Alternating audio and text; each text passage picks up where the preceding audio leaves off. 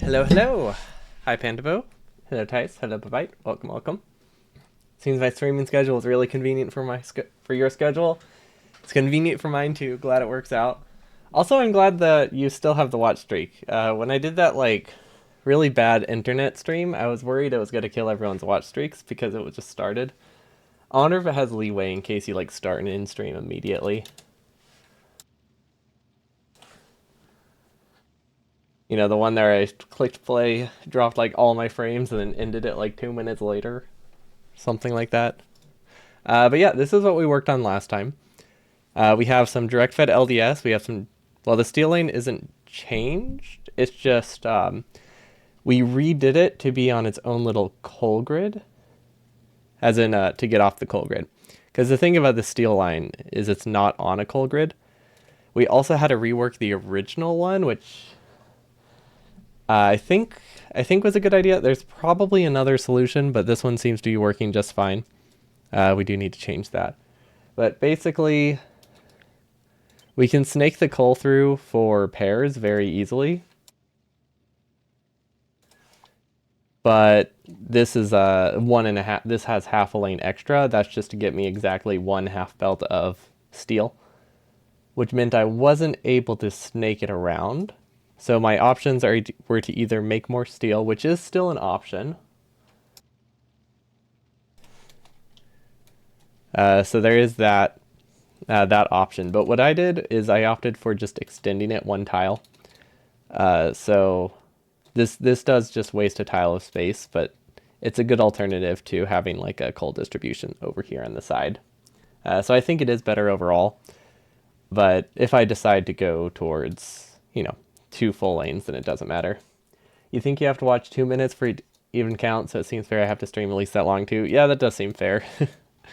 Doesn't give people the power to immediately start and end and just ruin everybody's day with those high stake stream streaks. But yeah, this is the LDS lane. It's 48 assemblers and it works really well actually. Surprisingly well. It is slightly plastic limited, which is weird, but it's not. It uses exactly the right amount of plastic. It looks plastic limited, but basically as soon as it runs out, it gets It also of plastic. It also runs out of copper. So these all just run. I think 80. They run at 83% speed or something because they are furnace limited. But yeah, very happy with this lane. Very happy with this one. This one doesn't work. So I think the idea is there, but unfortunately we cannot get the coal thing to work because this is the first time we've ever had a partially self-feeding lane where we have the option for it to self-feed but also be fed by something else. We've never run into this before, and it turns out it's bad, which I shouldn't have been surprised by it. But yeah, it doesn't work out with very specific inserter prio. I could work out. I could work it out, but it's still risky. But can you provide a dense half plastic belt? What do you mean by that? Oh, do you mean be able to actually saturate the whole thing? Maybe that's true. Maybe it would need to be like this. So I can run 47. That seems good enough. We can run 47 of them. Yeah, I'm not too worried about the plastic part, especially since to get enough plastic, half a belt is an odd number of. That's an odd number of them, right? That's 3.5 chemical plant, or yeah, it's a little over 4 chem plants. So it should be pretty easy, right? If we just do 4, I feel like it should be able to work it out. You're just saying that burner inserters are usually bad at saturating a belt. Yeah. We could do. Actually, wait. Plastic. Yeah, what we could do is we could sideload one on the end for this last one. That would probably do a decent job of saturating it. Except obviously it doesn't in this case because it's on the wrong side, but I think conceptually that works. We could also just do like an extra inserter, probably. But I feel like plastic should be fine just because the ratio, it's hard to get exactly a half a belt, right? Yeah. Maybe that extra will make up for it. But probably not. This one will probably die. But I mean, if we redo this, we might as well redo everything because I think everything is slightly wasted. But yeah, this is the problem child for today. So basically we have this. It's really cool. However, this right here happens because this tries to grab fuel and this tries to grab fuel at the same time. However, they also can't be self-feeding. So having these on the same belt is great because it makes it that we need like half as much belt, but it also doesn't work. So, you know, it's not that great if it doesn't work. So that gives us a couple options. And I think the easiest option is to use logic. Because this is not a large build. Logic isn't terrible. That would put 12 inserters on one logic network, I think. Let's see. Yeah, that would put 12 inserters on one logic. Because basically we would just have all these be self-feeding.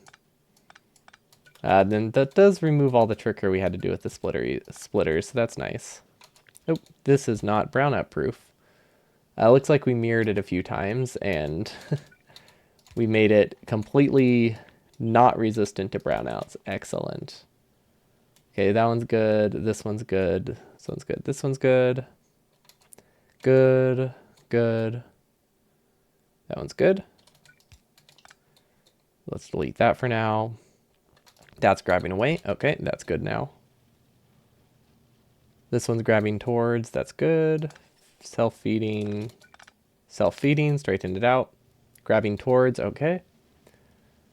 What else? Grabbing. That's self-feeding. This is grabbing away. That's bad. Delete that. Make it self-feeding. Okay. This is grabbing towards now. Okay, I think that's everything. So, I don't see a great option where these do not self-feed unless we can get unless we can get red chips from elsewhere. That is an option. That is something I hadn't really considered. Sand? You like sand. Why do you like sand? It's coarse and rough and irritating and it gets everywhere. You shouldn't like it. But yeah, we could also possibly do red chips just like through here. And then the coal belt is its own little thing. Although there's not really a good way to separate it. So maybe that's not the best option. Yeah, I think logic is the way to go here. Or just not have it designed this way. That's also an option. These are a 1-to-1 ratio, which is great, except they're not actually a 1-to-1 ratio because they're furnace limited. So I don't think we're actually gaining a ton from this. Like at all. It is a really fun design. But I don't think it's good.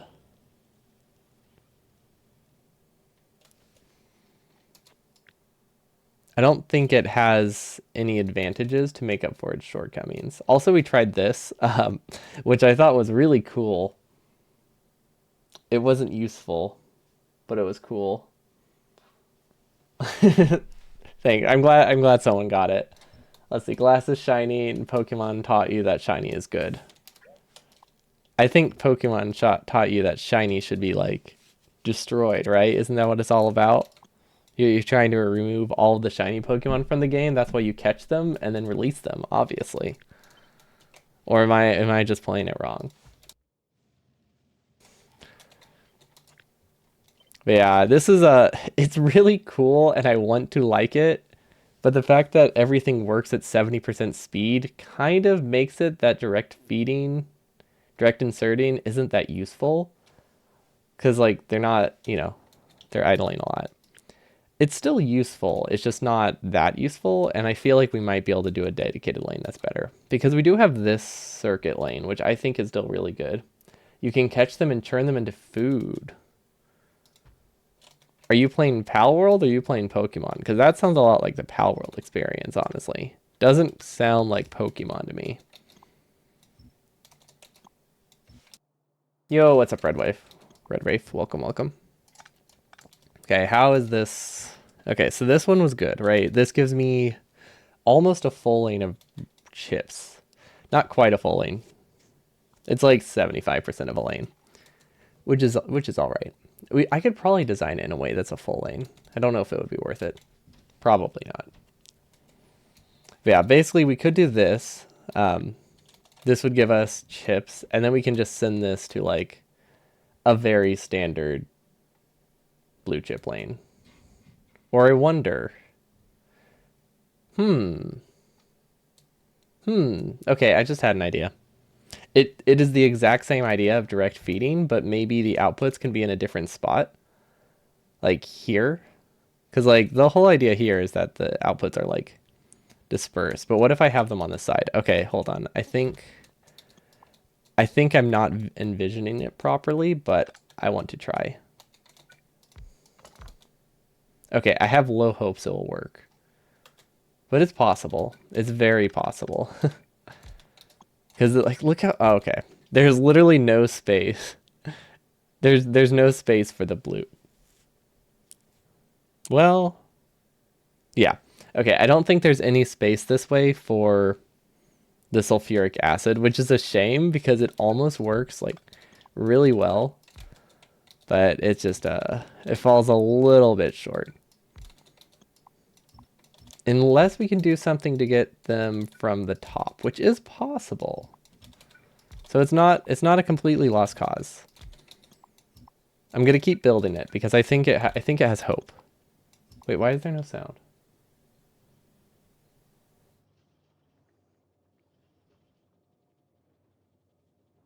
Or not much sound.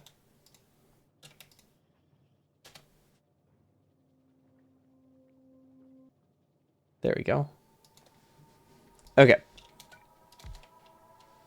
Hold on, do I have an important message? Nope. Just someone telling me they're going on a walk. Okay, so my idea was that we move all of these, change the stagger. That gives us the full side to work with. Now, I think we run into issues here because we don't have space for inputs. Yeah, this definitely does not work. Right? I'm pretty confident it doesn't work. And then, let's see, inputs come from the top. And then we need an input and we need an output. So yeah, we can't give it an input and an output and also have them fueled at the same time. Unfortunate. Very unfortunate, because that would have been... This would have looked so sleek and compact, which I guess should have been my first hint that it obviously is not viable because nothing looks sleek and compact when it comes to burner inserters. Oh, that's why it's clipping. There we go, that should be better. For some reason my mic was bumped to be higher, which is weird because I haven't been in a voice call. But I had it set as maxed out like I was in a Discord call. Weird. Oh well. This could work with this could work with different spacing though.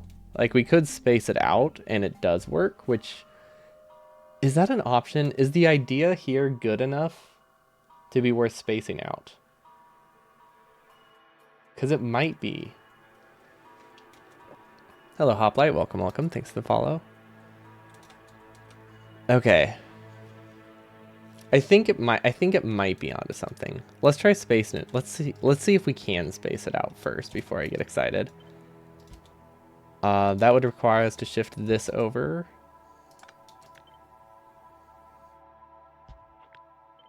That would work. Okay, so far that gives us an extra tile to work with. Is that enough?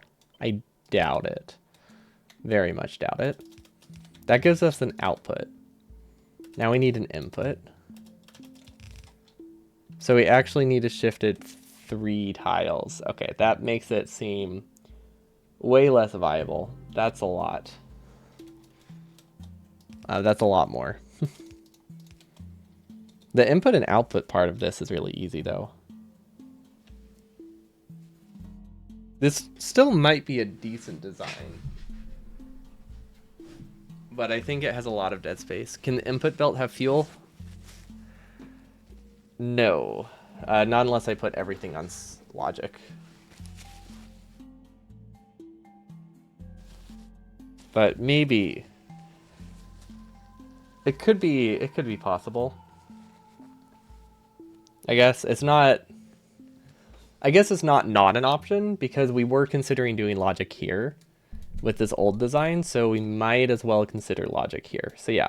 Okay, I'll go with yes. It can have fuel. Let's try that.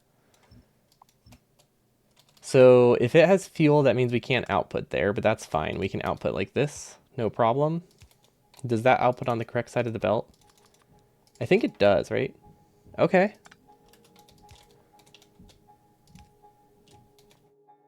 This is the fluid part of this is a bit rough. Actually, hold on. I think it would be better to do it like this. Just in terms of entities. Cost-wise, it's a lot higher. But entity-wise, I think it's worth it. Okay, so this does give us something that tessellates. This does require logic, but it is a start. What don't we need?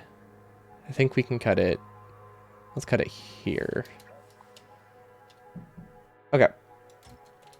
So this should tessellate now pretty nicely. We can use normal belts for the output. Yeah, I can use normal belts for the output. But I probably won't for entity savings, but yeah, it gives me the option there. Okay, so this is decent. This is 25. This is 33. Okay, so this is equivalent to what we made the other day. Okay, I mean, it is better than what we made the other day. It looks like, in terms of most things. I imagine entities, it's a little bit more expensive, right? Yeah, a little bit more entities because it's just wider. So we just have to use more belts. But that's not necessarily a bad thing. The outputs are a perfect full drag. You don't see that much with burner inserters. That's actually really nice. I know it's a pretty minor thing, but it's a solid improvement. Like perfectly nice full drags is fantastic. And we might even be able to cut this belt out. I'm not sure. Actually, probably not.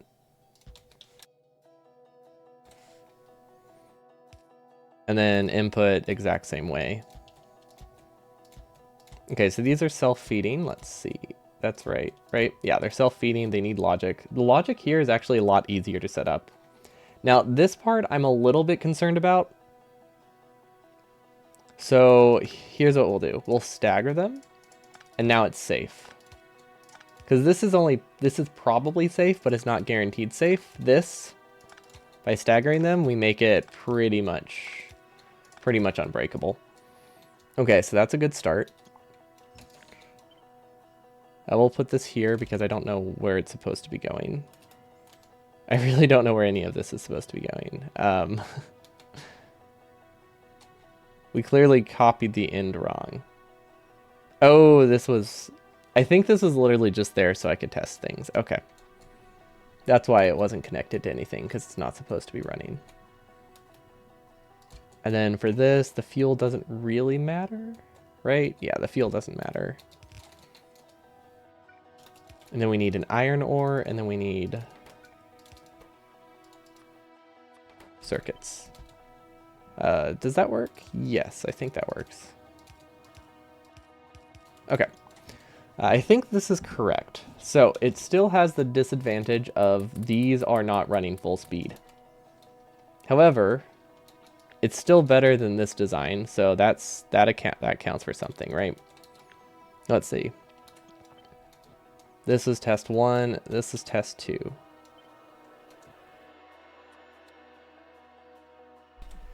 You know, I don't do a lot of modded runs other than Vanilla Plus, but I really want to be there if you play Ultra Cube. I do have planned to do Ultra Cube. Probably not until after burner stuff is done, so not for like a month and a half or so. Hopefully I get it done. that soon. Okay. Belts? Oh, this is super cheap too. Because it halves the amount of belts. Okay, yeah, this is way better. This is way better. Lower everything. Somehow it uses an extra furnace. I think that's because I have the 2 on the end. But yeah, belt cost is way lower, and I mean, we didn't do belt savings for either of them. But I mean, this probably could have gone a bit lower, but I don't think this had that much belt to save, because a lot of this belt savings would have been 3 to 2 belt, whereas this one has a lot of 4 to 2, 5 to 2, 6 to 2, you know, the better savings. But yeah, I do have plans to play Ultra Cube. It's pretty high up on the list because people seem interested in it, and it just seems kind of fun. But yeah, I like this. I mean, conceptually, I don't know if it works, but it probably does. Oh wait, we missed the outputs here. Okay, so somehow our underground cost is higher, which doesn't really make sense to me. Oh wait, no, it's not. It's not. Okay, I was wondering why it was higher, because this uses 4 undergrounds for every set, and this one was using 4 undergrounds for every set, so I was very confused by that. But it seems to be good now. Okay, so still not sure if it's worth it, but it is definitely better, and then we need to give it an infinity pipe with sulfuric acid in it to make sure it actually works. But it should be good. Right, the start delay is going to be super high because we have this set up not how we would. Imagine how much spaghetti you can make when only one machine is working at a time, right? It'll be awesome. I'm very much looking forward to it. Okay, and then 13. Okay, these aren't supposed to be running. Okay, so this is solid. This is pretty solid. It is slightly wider than this version, obviously, because it also has these in it. It's unique. What? The spaghetti I can make? Yeah, it's pretty unique. We did not include the copper belts. That's fine.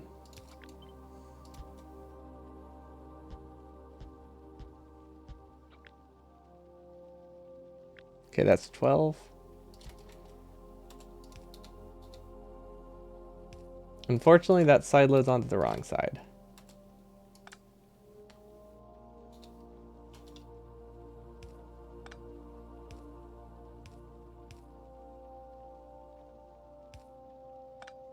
Oh wait, not unfortunately, we just put it in the wrong spot. Never mind. I was like, I don't know how it's on the wrong side, but it is.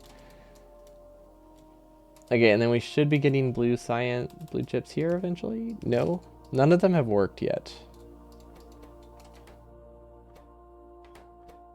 That's really weird. Oh, we didn't connect coal. Well, okay, that makes sense then. Yeah, if you don't connect coal, things don't run. Who would have thought?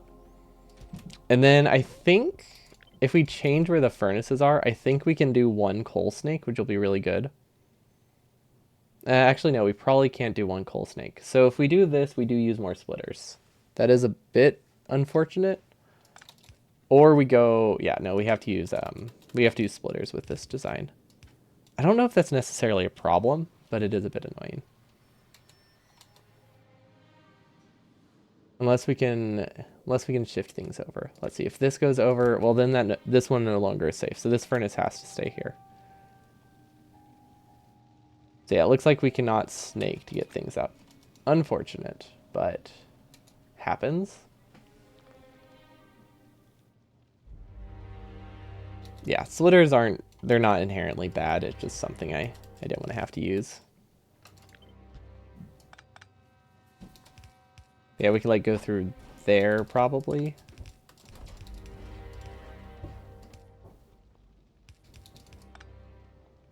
And then we would have to add like a splitter here. Ooh, wait, that's not safe.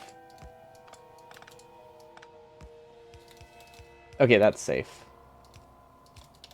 Oh, but now it doesn't feed this. Okay, so the coal distribution is a bit trickier with this. We could do we could do like the OG.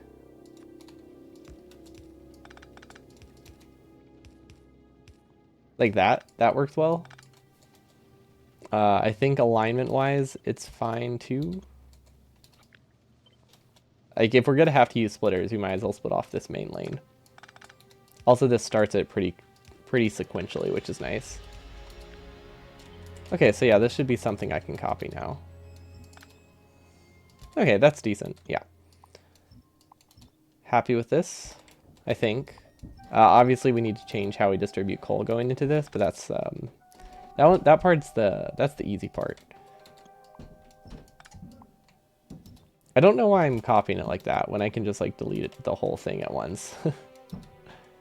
Because we have 4 tiles copied. We have 2 wide tiles copied for a reason. Or 2 tiles wide copied for a reason. There we go. This is way faster. We honestly probably could have just re-blueprinted it because it does tessellate, but oh well. Not a huge deal. Okay, so this should be pretty safe. Are some extreme scenarios where it's not. But that's only if I hand feed stuff, and that isn't going to happen. So yeah, we don't have to worry about the safety there. Okay, so this one's a bit annoying to get coal to this. This one we might have to do like 1 snake for. Because if I want it to be this height, we can't really add a splitter here. What if we like shift it over? There we go. Easy peasy. Living breezy. Okay. Input. Why are these all rotated the wrong way? There we go. So this is going to start incredibly slowly, which means we need way more than one supplying this whole thing, which makes sense. This is not realistic for what we're going to start this for. This was specifically for starting half of a lane. It is not for starting this much of a lane and a bunch of other inputs. So hopefully things pick up now. They should start a lot faster. Let's see, we're getting coal. That means we'll be getting blue chips. Perfect. Okay, so this is...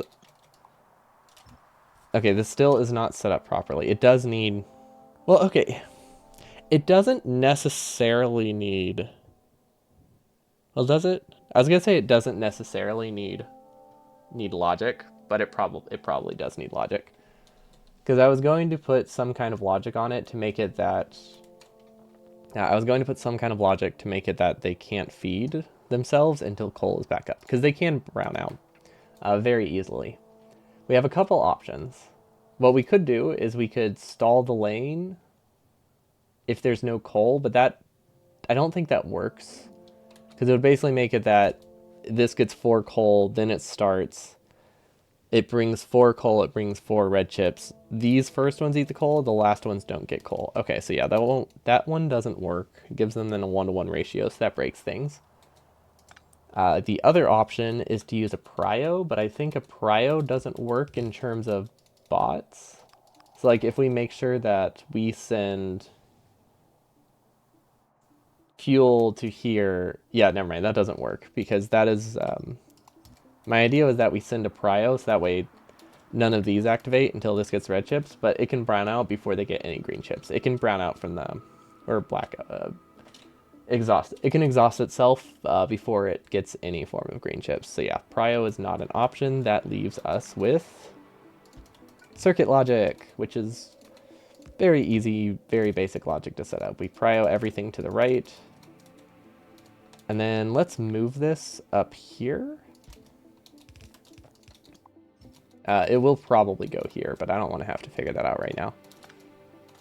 Don't know how I did that. Oh, I was trying to enter the editor menu from space exploration. Also, we should probably put wires on here because we use them so often and I keep deleting them. There we go. Okay, so we do need to go probably along... Can we go along a belt? No, we're gonna have to go along a power pole, I imagine. Just for this first connection. Okay, and then this is for the inputs, which they should all be able to connect to each other. Good.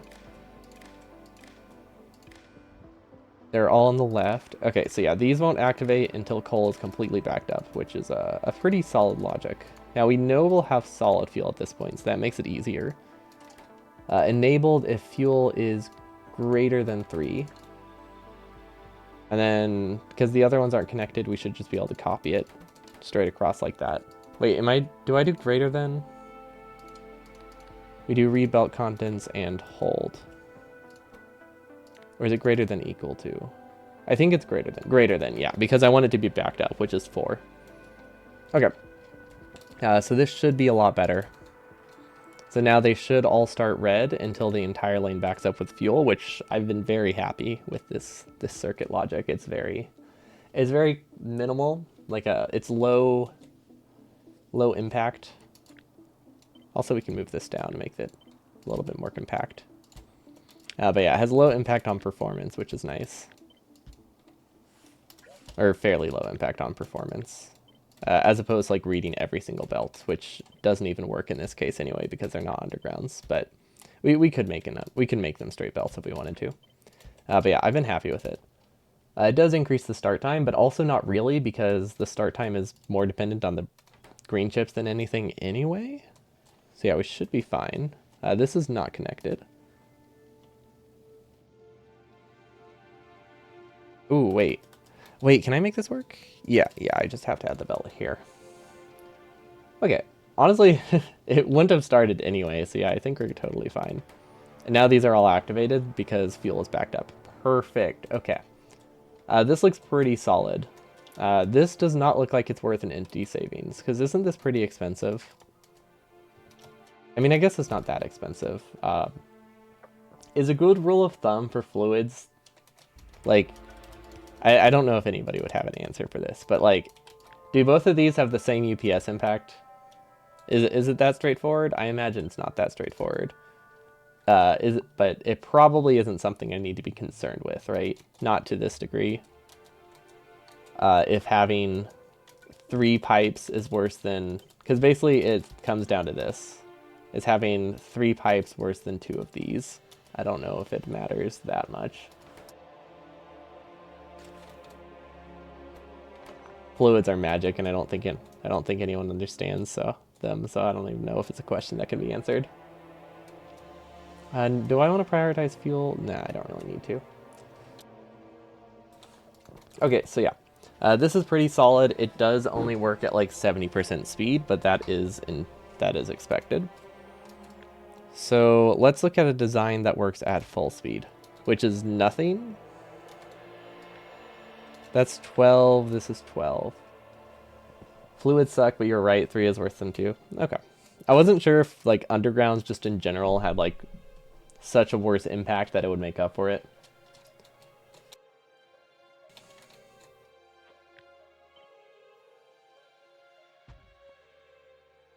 Honestly, it's crazy. I guess we only expanded it by like 1 tile, didn't we?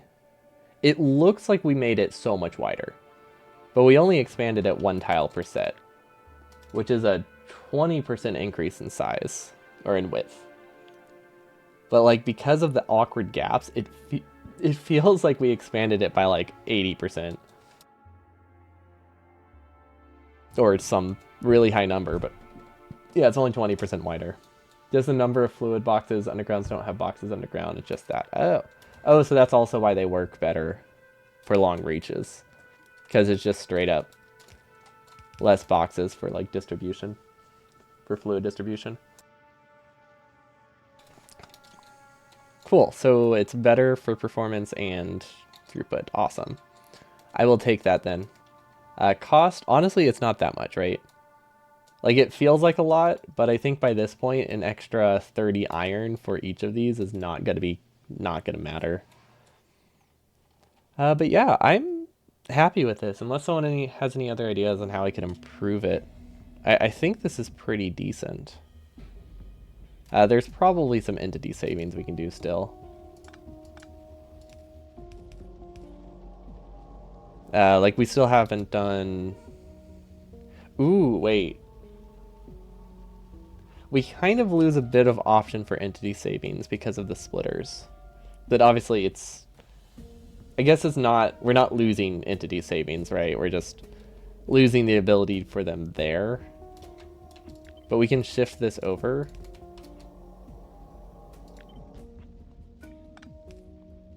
And do half the tiles. That's decent. Okay, I like this. Move this over. It's awfully staggered, but you know, it happens. Underground paths are magic, as in there's no fluid between each exit. That does sound like magic. I'll give you that. This one, I imagine we can't save an entity on, but we'll keep the same pattern. Just for consistency. Makes it easier to copy if we decide to change things. Okay, yeah, I think saving half the tiles is worth it. I don't think saving one tile is worth it with undergrounds. But I think this is generally worth it. Okay, that's pretty solid. 73 total belts plus like 211 undergrounds. Wait, 211 undergrounds. What? Why? Where's the orphan? Which one?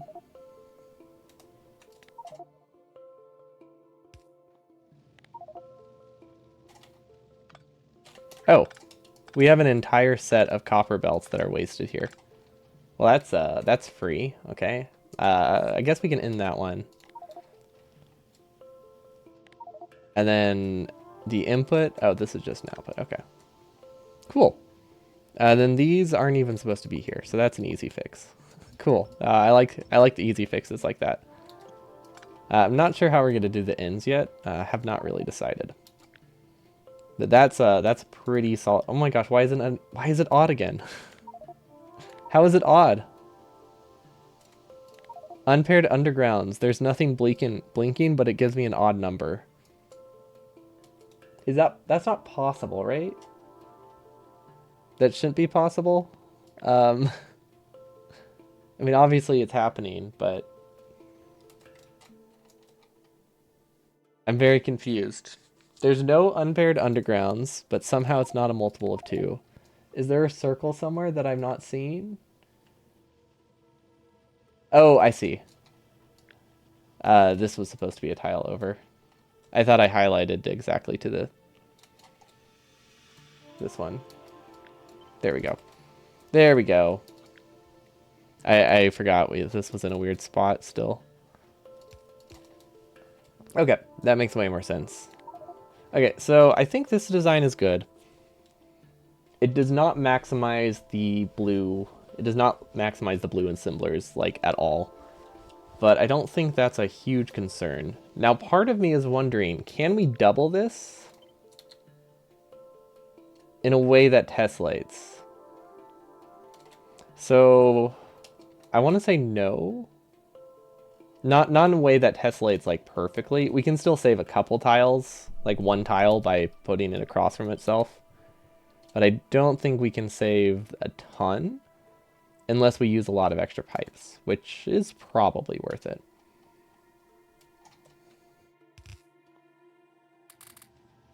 But yeah, those are working. What kind of design would I do if I wasn't direct feeding? I guess that is a question I could be asking. And then somebody suggested direct feeding the red chips, which their suggestion was to direct feed everything, which we did try, but it didn't work. It was fun, but it ended up being very large. Do we have a blueprint of it? Because it was pretty funny. Hold on, I might still have it in the other one. Let's save this as D1 and get off of our naming system again. Because I don't think we've saved this one today. We also might have it in autosave. Yeah, we still have it. We did try to do something like this. It did not work at all. I forget what their reasoning was. But yeah, it was not... It didn't work. I think it had to do with plastic. Wasn't that easy to do? I mean, it's not terrible. I feel like I gave up on it for a reason, and I think that reason was just it didn't save that many inserters, but it's pretty cool. But yeah, this was one of the other options, which I think is technically valid. And it's even possibly on my coal grid, which is kind of cool. It's almost on my coal grid. I guess not quite. Oh, I think this is why we stopped it. Well, maybe not. I mean, we could have made this work, right?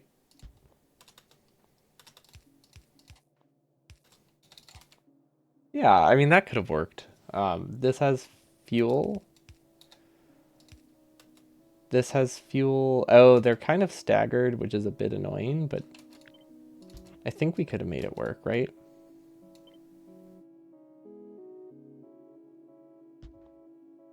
Maybe not. How does this have input? How does this work, but this doesn't?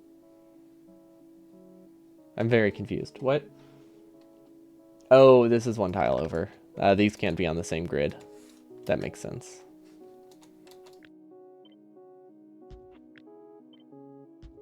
So this would have to go like this. I guess that still works, right? Yeah, this is gonna have like a weird coal thing. And then we would have coal here and we would have coal here. Or whatever fluid we end up using. Where's the splitter? Or where's a infinity loader? Actually, wait. We need to just put this blueprint and then go back to the actual one in case we do save it, because this is that's a backup file. We probably should not be editing things on a backup file. They will not make it into our final run.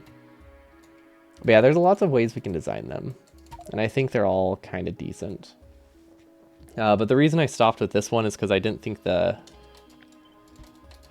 saving the red chips was that useful, because we can repurpose red chips, right? Pretty easily, so I like the idea of having a dedicated red chip build, but I also thought this idea was kind of fun. So it is, I think it is worth examining, because I think this one is not nearly as complicated as the other one was to design. Like, it's not nearly as well, okay, this one was simple. It's not nearly as complicated as this one. And I think that's just because it's a lot wider, less tall. Let's see, we could use a splitter here.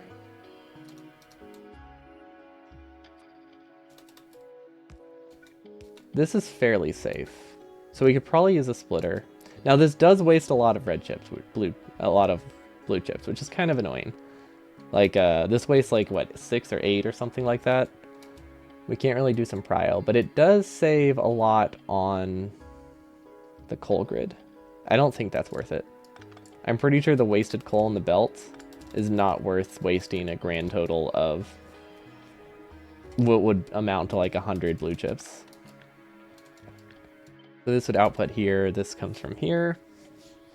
Okay, so far that works. Yeah, I don't think there are any flaws with this. Did I just not think it was compact enough? Maybe I thought it was too expensive? Not really sure. And then one of these needs to be pure wire, and then one of them needs to be wire and green, or plastic and green chips. Which ideally would be a full belt, but you know, we probably won't have a full belt. Okay, and then this one is for iron and coal.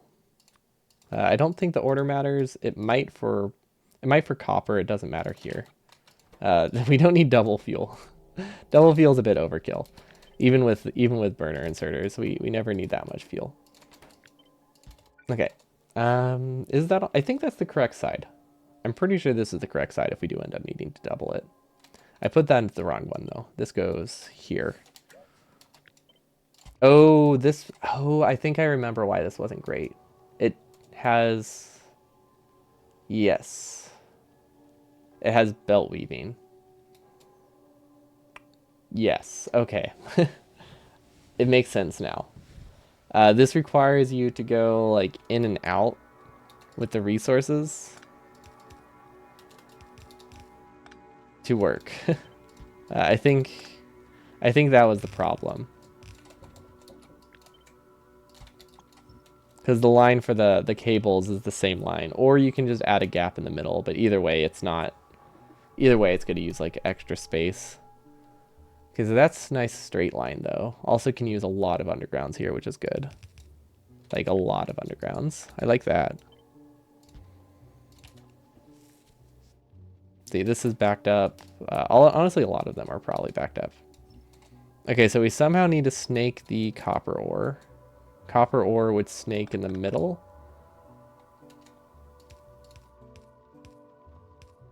Okay, this is a very, very weird design. Okay, it is more complicated. It is much more complicated than I thought it would be. It seemed pretty easy. I was very wrong. But that happens a lot. Okay, so it doesn't tessellate yet, but I think the idea is here. And then copper like comes through here and then snakes down and then goes up and around. And now we underground past it. So this is the idea, huh? Okay. It's not looking very promising, but it is cool. I will give it that. I think it should be functional now, right? Well, whenever we attach the sulfuric. Okay, let's see if this actually works, because I have low hopes. I have very low hopes. Now what is the height for something like this? This is a pretty large build. However, it means I don't need a red chip build, which is kind of nice. So for 4, or so, sorry, for 2, it's the same width as 3. So it is 50% larger. That seems like, I guess that's not that bad. Because what would the red chip lane look like for this? The red chip lane would probably look like, I imagine we wouldn't be that condensed, so it's probably going to be something like every other tile. So red chip lane is probably going to be something like this added on top of it. So I can't imagine the red chips is going to be a 50% increase in size, total size. So it's looking less and less promising. What we could do though is there is this option of half direct feeding. But this is, if I'm going to direct feed anything, direct feeding the red chips is the much more useless part, which is why I'm wanting to avoid that. It really does not save a ton to direct feed from red chips to anything else really, in terms of how much the inserters run. Okay, so these are not getting enough green chips. That's weird. Ah, this is just in the wrong spot. Well, never mind then, that makes sense. I think I'm just going to add this onto the side. That should work. Yeah, I don't think that's a problem. It's lazy, but it's not a problem. This isn't getting any green chips. That's weird. Never mind, it's less weird. I wonder if I can do an underground here. I think I can. It's just awkward. Okay. Considering this doesn't even tessellate, and it doesn't even tessellate yet, and it's already 50% wider, I imagine when I make it tessellate, it's going to add an extra like tile or two. I can't imagine we use this. It's so cool though. Then again, this one's pretty sleek. It's like I guess they're both pretty solid in terms of like how fun I think they are as designs. I'm imagining the belt count here is going to be really high because of this snaking. This one doesn't actually have any snaking, does it? Should I do performance tests? Is that something that matters here? I mean, I know it does. That's why we're doing the direct feeding, but I don't think the difference between these two is going to be huge. Because we only have, what, 12 inserters on logic here? I guess that is an advantage of this one. This doesn't have any inserters on logic, which I really like. I really wish I could stagger it. Actually, I might be able to, because if all of these stagger over... If we could get them on the same grid, things get simpler. Oh wait, this doesn't have fuel. Yeah, this has a lot of separate coal lines to make it work. So how would this tessellate? I can't really visualize it right now, but I imagine it tessellates here with one tile, with one extra tile in between. I think this would work. That gives us a line for coal. Yeah, okay. So I think that's functional enough. Those work, those work. Coal is not connected, or copper is not connected. Whatever this is. Copper, coal, it's both. Okay, so I guess it was half right. Green chips go there. Okay, how can I make it not have to stagger itself like that? Because I feel like that's an option. Or to not have to do the snake. If I staggered everything up. Oh, but then that adds a lot of tiles in between. That's why I didn't do it. These don't actually run yet, though, which is really weird. Oh, never mind. That makes sense. These are inputting directly, right? Yeah, okay. Is this... Oh, this might not actually be safe. So, when I refer to safety, it's usually with 2 inserters.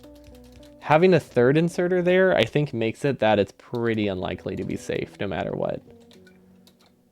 No matter what the setup. I'll have to test that. Because, like, this is normally... Any combination of these two would be safe. Oh, can I move the inserter? Yeah, I can move the inserter. That makes it safe. Okay. Well, at least that's not something I'll have to worry about then. See, are we missing some more inserters? Yes, this one is not fueled, unfortunately. We could also consider sushi. If we're doing this kind of approach, we could do sushi for... Oh, sushi self-feeding is not good, but we could do sushi, green chips, plastic, and copper. Is that a bad option? Or does that work really well? It might work really well. I haven't really tested the throughput. This requires 1.35 and 0.13. That's not what I wanted. That's not what I care about. 0.5, 0.25, 0.25.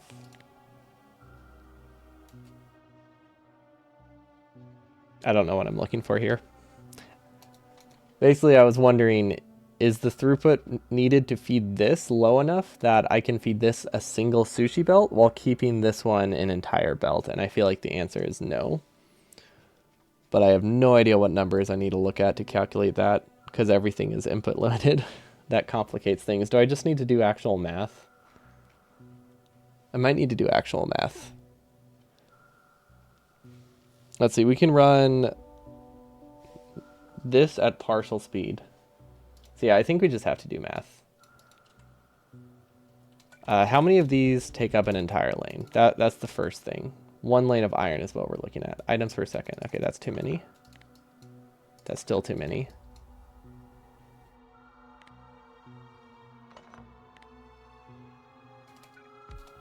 That's good enough, I think. It's a little bit high. Math on stream, horror. Yeah, that's why we're not doing math. That's why we're just placing a bunch of assembling machines and look at what numbers they give us. Okay, and then I know the ratio is 1 to 4, right? In terms of, or 1 to 10 in terms of how much production I need. Don't think that does anything for me though. Okay, so it's like a 1-to-1 ratio, right? Yeah, okay, it's like a 1-to-1 ratio. Let's go with that. So this requires 1 lane of iron. This requires not 1 lane of resources. Sushi belt is an option. Sushi belt is an actual option here then, which is kind of cool. However, for it to work, we actually need a sushi belt to go on both sides, in which case it is still an option. Okay, we could do a sushi belt here. That doesn't really benefit us that much, actually. It saves entities. It literally just saves entities. It doesn't make it more compact. That is unfortunate. So we did all this, but all it does is save entities. That's a bummer. And it wouldn't even save a ton of entities because of the added like sushi on the side. It would save 1 belt, so maybe a total of like 100 entities probably. Maybe. Probably, since they're undergrounds, 50. Okay, so sushi's not great. This does work though. Well, one of them works. It's really hard to... Ooh, actually... That changes things. The fact that the undergrounds don't connect kind of makes it not an amazing option. Not like it ever was an amazing option, but now it's like... Not a really... Now it's like a really bad option. If we move this up, we might be able to make them connect though. Okay, so this is getting that. What is not getting is red chips. This is somehow missing plastic. Yeah, that's what happens when you just lazily connect things before you tessellate it, I guess, which I shouldn't be surprised by. And then this is not, this literally doesn't get any inputs. Why? I don't actually know. This is weird. This should be running, this should be running. Oh, it's out of power. Well, that's not something I expected would be the problem. But it's a very easy thing to fix. It's just very unexpected. Okay, and then these should... Well, okay, I want to say it tessellates, but it still doesn't really tessellate. We can just kind of make it tessellate. Okay, so I think this tessellates actually on this level. So we're looking at... this increases the inserter count by 25%, so we're looking at 36, so we need 48 assemblers for it to be the same size. So I think that is this one. I think this does it. That's 54. What? Is it not possible to get the same ratios? Power problems, not something that will be very visible later. What do you mean? You mean like with things being connected? I mean, that's going to be pretty easy to do. Power poles aren't really something I'm worried about. If you're just worried about the super substations, power pole connections are pretty easy to find. I mean, I guess we'll just have to make sure we have entities. I wonder if there's a mod for that. Like we have the unpaired undergrounds thing. Do we have a mod for looking up unconnected things to a power grid? Because that would be cool. Oh, not needing a lot of power to run the whole base. Gotcha. Oh, okay, so not related to just not related to these. I thought you just meant like connection power was going to be a problem because we've just been cheating, and I'm just going to be missing so many inserters, which is possible. We actually need 3 gigawatts, which is a fair amount. That's like 30% of the normal run. Ish. A little under 30%. I don't know what they're at now. It's 30% compared to what I'm using as my base. Or my comparison. But it's improved since I started that. But yeah, it is a surprisingly large amount of power, all things considered. I also have no idea how much fuel we'll be consuming, so I'm curious what our total energy consumption is going to be. Like, not just power, but like actual energy. These don't run. Oh. Well, that would do it. Okay, so this isn't running because this is missing wire, because this is missing coal, because our tessellation is wrong. That's fine. We're just trying to see if this works in any way. Okay, and this should be like 5? This is only 5 furnaces? Okay, we can do one more then.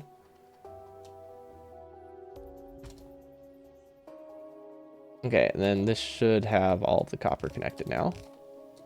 Then on the bottom we didn't have that problem, but now we have other issues.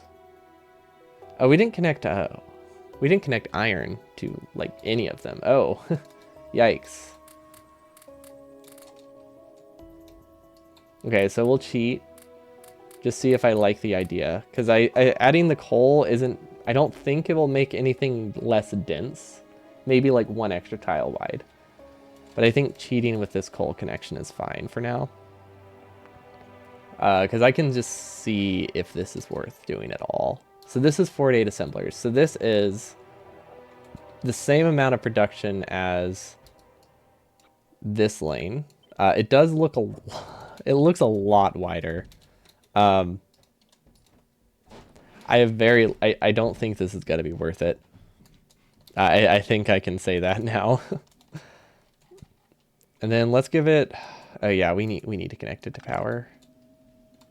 If it's like a massive UPS saving, it could be worth it.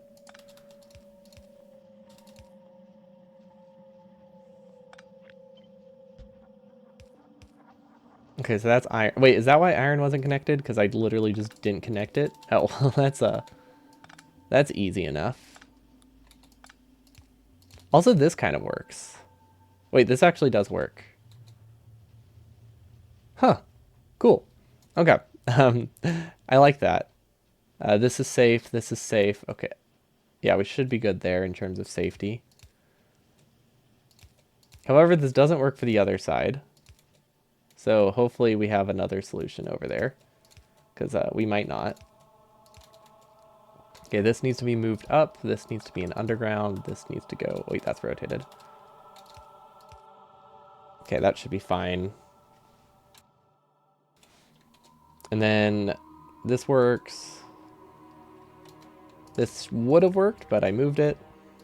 Input, input, underground, underground. Wire is not connecting through the whole thing, which is a bit annoying. Also, this is not... this doesn't have a pattern to it because I'm just kind of manually doing some fixes right now. Because I'm just trying to get this quickly done. So that way we can do like a performance test, because that's what matters for this kind of design. If it doesn't have a performance improvement, it's not worth doing. Because that's the only real benefit of this design, if there even is one. Okay, and then I imagine we'll do a splitter here, and we'll split, or not a splitter there, but we'll split off every lane. With this kind of design, we'll just have to split off the sides. Okay, and then I don't really know where it tessellates, so that's going to be fun connections. Yeah, this will definitely use splitters. One belt of fuel should start this fast enough. Yeah, I think it will start it fast enough. Maybe not like amazingly fast, but you know, solid enough. We can pretend it's okay. Okay, those are connected. Now, do all of these run? That is the next question we have to be asking.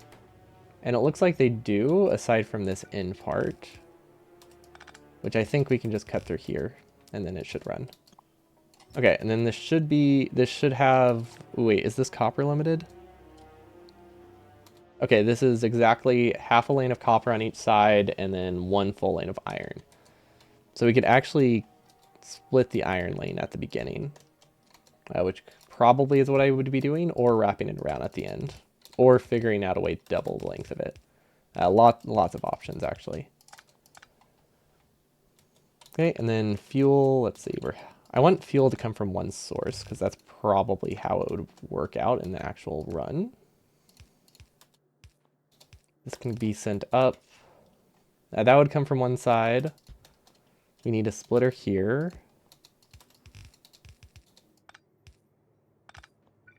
Good. I don't know how I broke that, or that. We did a lot of breaking today. Another splitter, another splitter. Yeah, I imagine this is probably roughly what the connections will look like. Very roughly. You might even start to send some fuel lines to part of the factory before it's supposed to go online. So that's the tricky thing. It's a great idea.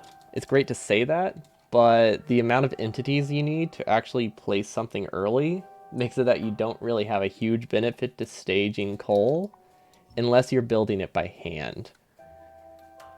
Because staging the coal early is like 90% of the entity count. So like it is worth it, and we will be doing it, but it's not like it's definitely not like a massive benefit. Because pretty much all the entity cost is the belt, right? So you're basically setting up all of the fuel ahead of time, all of the belts ahead of time. And you're saving like a couple, maybe like a quarter max of the entities later. It's like still worth it, but it's not like it's not a massive improvement, unfortunately. And then we can filter out sulfuric. Okay. One idea I had was to use like coal buffers rather than But I don't like the idea of having so many inserters running. But like I was thinking of having coal buffers throughout the base, so that way we can output, like while this is building, extra coal can go up here and buffer in some chests, so that way it can fill 4 lanes at once instead of 1 or something. But that runs into the issue of, at the end of the day, you would have a few hundred or 1,000 inserters constantly running, just moving coal around, which is a lot. That's like half an outpost. But yeah, we'll try to do some kind of staging. Maybe if I just do like the first half, that would be a good start. Like that seems viable. Buffers take 50% of what they're supposed to buffer. Basically, yeah. Not quite that high, but yeah, it's pretty it's pretty up there. Especially with the initial like fueling costs. It's definitely like 10%, right? No. No, it's not that high. But yeah, it's a lot.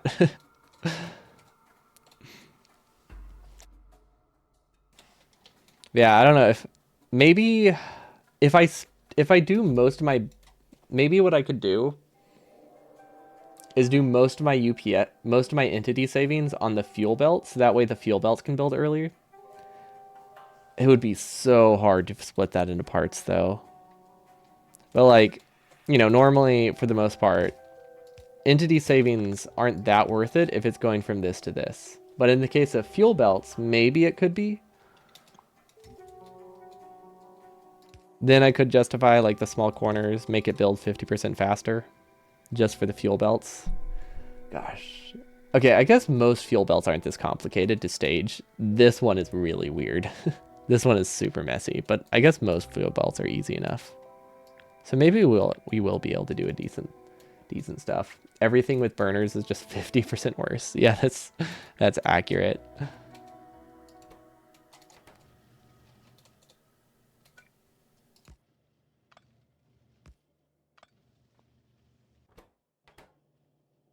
Okay, these aren't running. Oh. Yes, that would do it. Okay, I think that's the whole lane. Yeah, apparently this is very, very wasteful of the red chip machines though. So yeah, it's wasteful of green chip machines and it's wasteful of red chip machines, which makes me think it's not worth it. But it is cool. And then this is the thing we'll be comparing to. And now we need to do a very basic red chip assembly line next to it, which I imagine is not going to be difficult. Probably, let's see, where do we have fuel? We don't really have fuel, we'll just need our own fuel. We can maybe output here. Yeah, we could output directly onto this, right? If we want to make it compact. Oh wait, never mind, it doesn't fit. It almost fits. Oh, we just don't have space for the fuel lane. Oh, well, that's fine. The nice thing is with this design, it doesn't actually have to be on the same grid, which is good. Okay, this needs an input, and it needs a second input. So we would probably do the splitter design here. And then an output. Input, input, output. Yeah, I imagine this is what it would look like here.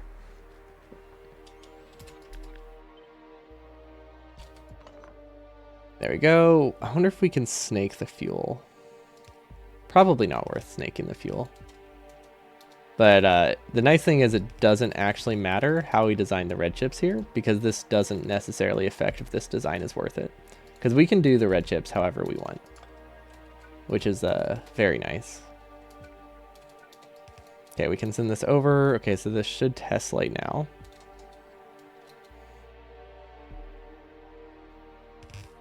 It wasn't though, for some reason.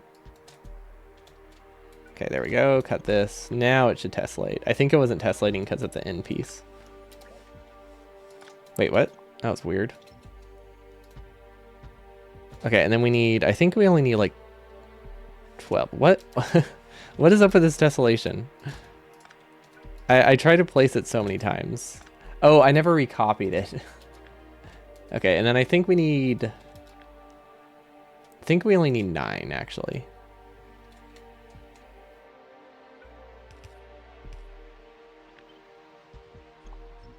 Okay. This is... Wait, we need logic too. I think we can fit the logic in there. Like right here. Because it doesn't matter where the... Wait. Here. It doesn't matter where the red chips go, as long as the wire is within logic. Now, which one is it connected to? This one? Enable read belt contents. Okay, perfect. Saves a whole power pole too. I know those are very important entities to save, right? Okay, and then let's distribute the fuel.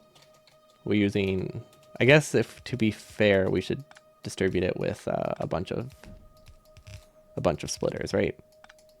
So it matches the other design. Because the fuel distribution part, I don't think is something we're trying to compare. Okay, so these are our two designs. Let's see, we're missing plastic and wire. It does not matter which is which. Yeah, the more I build this, the more I'm thinking the other design is awful. I had some hope for it initially. I did have some hope for it, but it just is so... Looking at how compact this is compared to this, yeah.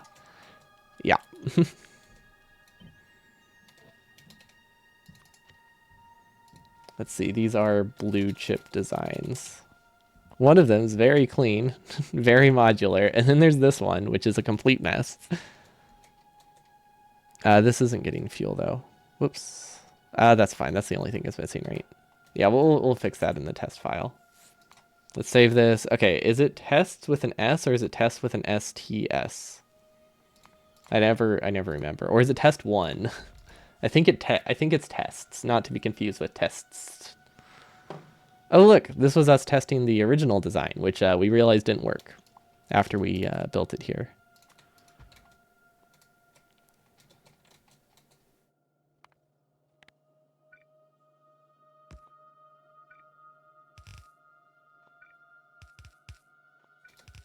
Okay, and then I imagine none of these will have wires, but that's fine. And then this was supposed to be plastic. Or, sorry, none of these will have power. That's not something we're testing right now. Then an infinity accumulator, which is this purple one. And then another one here. Okay, well, first things first, we have to test to make sure they're actually built properly before we compare the two. Because they're usually not. Although, oh, okay. Start time for this one seems higher.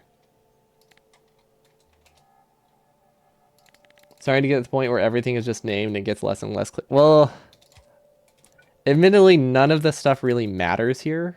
Like, we only have one file that matters. A lot of the things I name are just very temporary saves. I just don't tend to delete the temp files. So it's not too bad, and that's why there hasn't been any effort to fix it.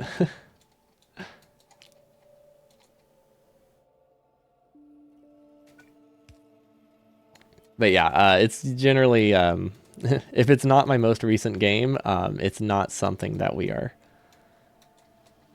testing to see if it works, I guess. Or we're not concerned with the contents. There we go. If we didn't use it yesterday, we don't care about the contents. That's what I'm going for. Okay, this should have enough red chips, right? Yeah, I think the red chip production should be fine, because this wants like 10 assembling machines. Or 12 assembly machines, except minus 30%. Okay. This one feels a lot more expensive right now, but that's because we haven't done any UPS tests on it, or any tests on it. But they seem to be working fine. So let's delete that one. Make sure our processing units per minute is decent. 25, okay. We can also do... Well, we can do latency tests, but they don't mean that much with something like this, because we can do stuff for latency. Latency is usually a fuel distribution problem. There's almost always a way to fix fuel. How is this producing more? It should not be producing more. Should it be? No, this should not be.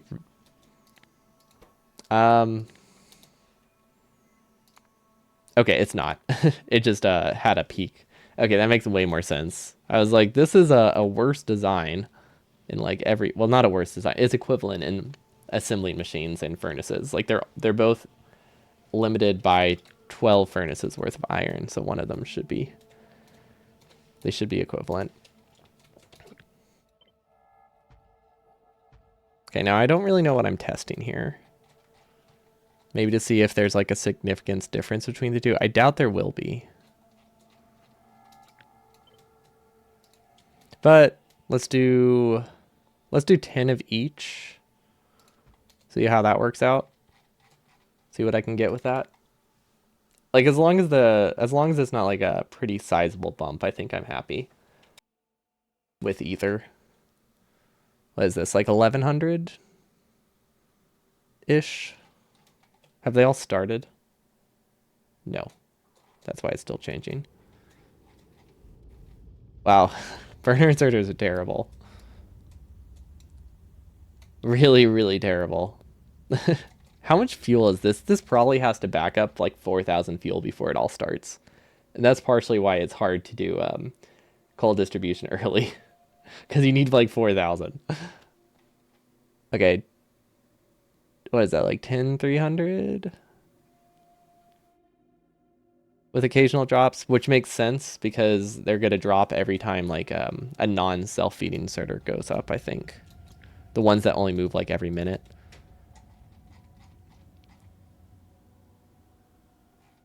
Okay. About 1,000. What's the other design? That's this one, right? And then I said I wanted 10 of them. I know these are very, very efficient UPS tests. I don't know other ways, but this seems decent enough. Okay, I don't think the other one's better even. This one's dropping to 900 even less. So some of the other one's worse. It's hard to say. They're both pretty close. Okay, yeah, it's not going to matter is what it looks like. Which I guess I did expect that, right? Yeah, no, I definitely expected that. I was hoping to be wrong, I guess is what it boils down to. But it's a fun design, and it only took like what 10 minutes for this second one. Yeah, it's not like what it was a fun side adventure. But yeah, it has no benefits other than more direct feeding. But the thing is, it's direct feeding on things that don't matter. So we will save this as direct fed blue chips with reds. But we won't use it. At least not yet. But yeah, it has no density improvement, no entity saving, at least not a significant amount. I think it technically uses less inserters, but not a sizable amount. Like it uses, I think 1, 2, 3, 4, 5, 6, 7, 8, 9, 10, 11, 12. It uses 12 less inserters, I think. Which is really nothing. That's practically nothing. I don't know why. I think this has some spare inserters, probably because of these. We have too many red chip assemblers. So yeah. Okay, so this looks like the blue chip design we'll be going with. This was the other one. Did we ever get this one to work? No, we didn't get this one to work. I decided it wasn't worth it. Direct fed blue chips needs circuit logic. Oh, right. This one was, yeah, we need to start using blueprint books. This one was less compact, right, than the new one? Yeah, okay, it was less compact and more expensive. Okay, so we have a blue chip design. Perfect. So this is blue chips, this is LDS, this is steel. What else do we need? Oh, we need rails. We needed rails earlier than this, actually. Well, did we? I guess technically we didn't need rails earlier. We just needed the rail. Because we haven't done a train yet. Or, like, we haven't actually sent a train anywhere. But, yeah, we need rails. Honestly, we could do a small rail production somewhere. Just, like, start building the train rails. Or the base rails. But realistically, we don't need a large amount of rails yet. How does anyone know what a normal 100% run does for rails? I didn't actually find the rail assembler when I looked. So we're comparing to this, I think. Yeah, I'm pretty sure this is the stage we're roughly at. Or aiming towards. We need a lot less than this stage does, fortunately. Because basically all the production that we've done in terms of our mall, all of the production we've done here, we have an equivalent amount of iron compared to like their stage like 2.2 for this section. But because everything for us builds so much slower at this point, this actually like lasts a lot longer, so we don't need the second and third like mall expansion there, or we shouldn't. So that helps. Very big, very early and big mall built by bots.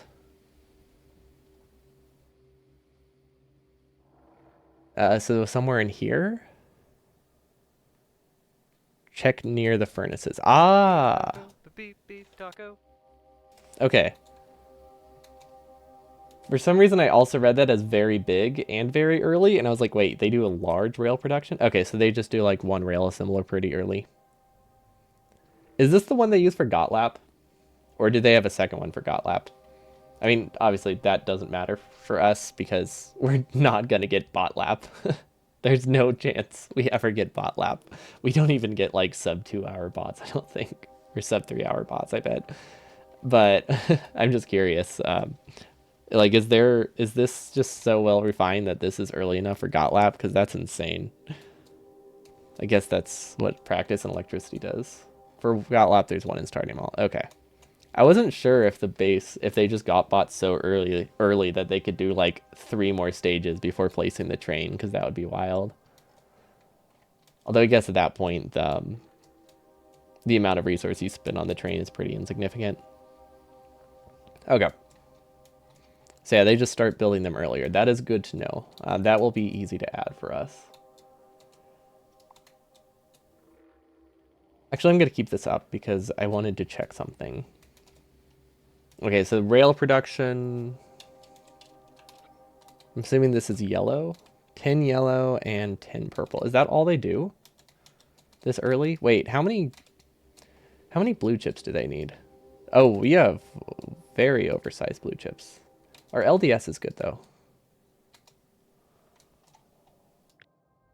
Let's see, what is this? More purple. Oh wait, if I click play. Wait, I forgot. Stage mod doesn't like clicking play when I just paste a blueprint. Hopefully it doesn't crash this time. Yeah, I know there's more science later. I just meant for like this stage. This is just to get to like, I'm assuming it's not to get to silo, but it's just to like start some science researches like beacons and modules and stuff. But yeah, I know there's a much larger expansion because they aim for like, they get like 6 science per minute towards the end, I think. There we go. Maybe not. I don't actually know how large it gets. I want to say it's like 6, but that is like that's a guess. Also, because it's an average, I don't even know how accurate that is because so much of it is buffers. But yeah, I thought there was just a larger one earlier.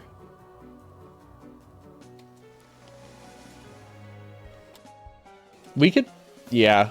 So yeah, we can make do with this. We need one early too, because we also need to start getting mining product or stack size as well, so that way our base starts running full speed. Which we could probably do with this science and delay the silo.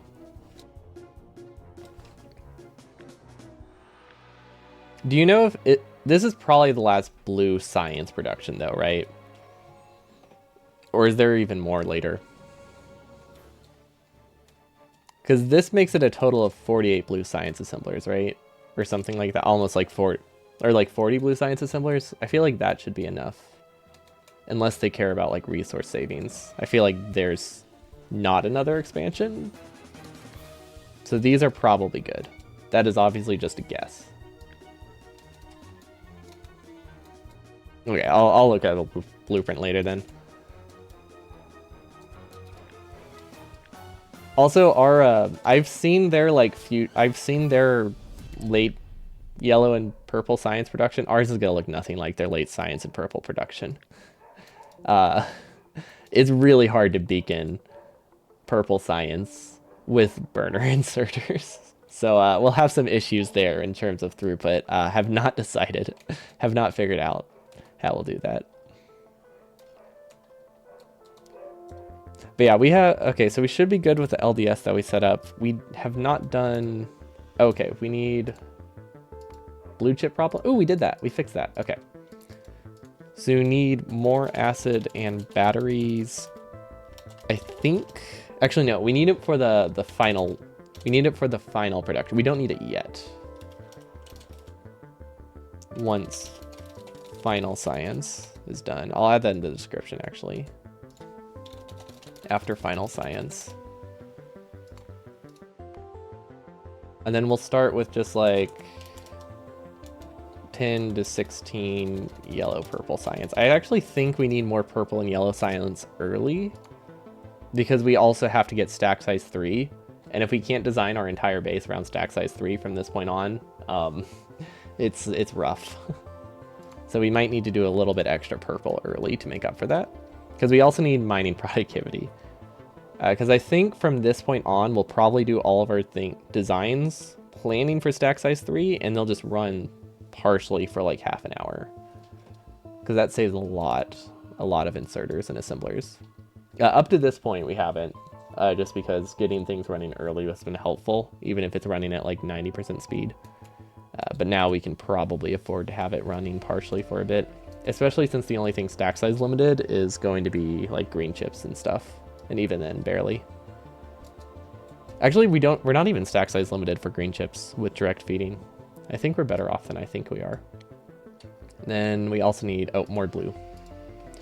More blue, green, red science. I almost called it yellow science. Yeah, I completely forgot we needed to expand those too.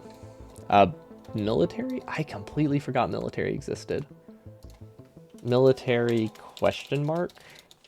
So military, we actually have, military will not really be a problem. Just write more of everything. Well, more of everything is great, but I need like a specific list right now. Because we're good here. Because like I don't actually need more of most things right now. I'm just trying to think what's gonna run low. But yeah, we do need more of everything. But a specific task list helps. You don't know which Subnautica mechanic is most broken, the bioreactor or the chairs. You can literally sit in deep water on a chair without drowning. Like, how do you use that? Can you just build a chair wherever? Or do you like find a chair in a base and then you don't worry about drowning? Because that sounds awesome. But yeah, more of everything. More everything. There we go. So I don't forget, because this is useful. But first, let's do yellow. Let's get an idea for yellow. We'll stitch it together. Also, I did briefly mention it. Military, we can make do with a very, very small military production, because at this point we have 7 hours left, probably at least, to research minions. Which means we need to produce the same amount of military, because there's no infinite military that matter, that are beneficial for me. So yeah, that gives us a lot of time. That gives us basically 5 extra hours to produce the same amount of military science, which is great. We do need a lot of buffers for that though. Oh, it's this again? Yeah, we'll be working on this pretty much every day. We'll do space exploration once a week, and then meme run Mondays on Monday, but every other stream is going to be burner designing, because I'd like to finish this in like a month. And so yeah, we'll be working on it a lot. You were testing your theoretical setup for spheres to see if it works. It doesn't. Well, that's sounds like my theoretical setups. Sorry, it didn't work out. What was wrong with it?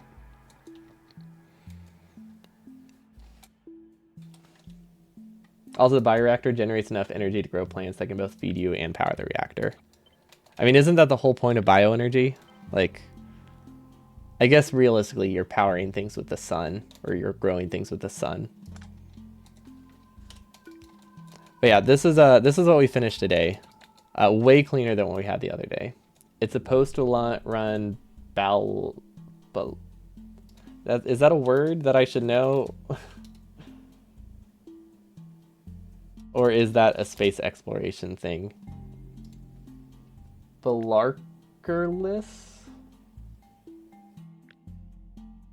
I'm trying to guess what that means.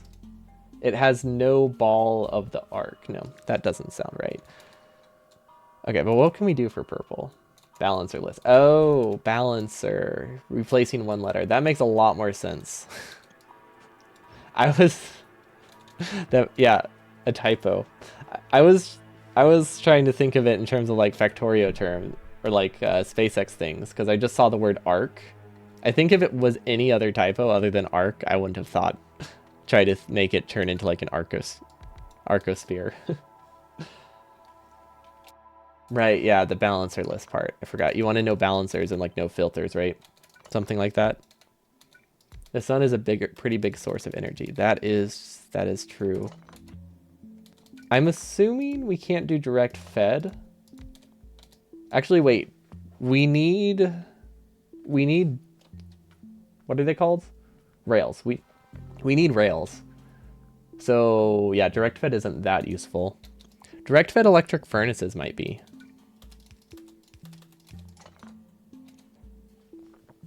This could be worth it. Well, okay, what's the input speed of this? That's something we have to consider. Right. Forgot how to build these.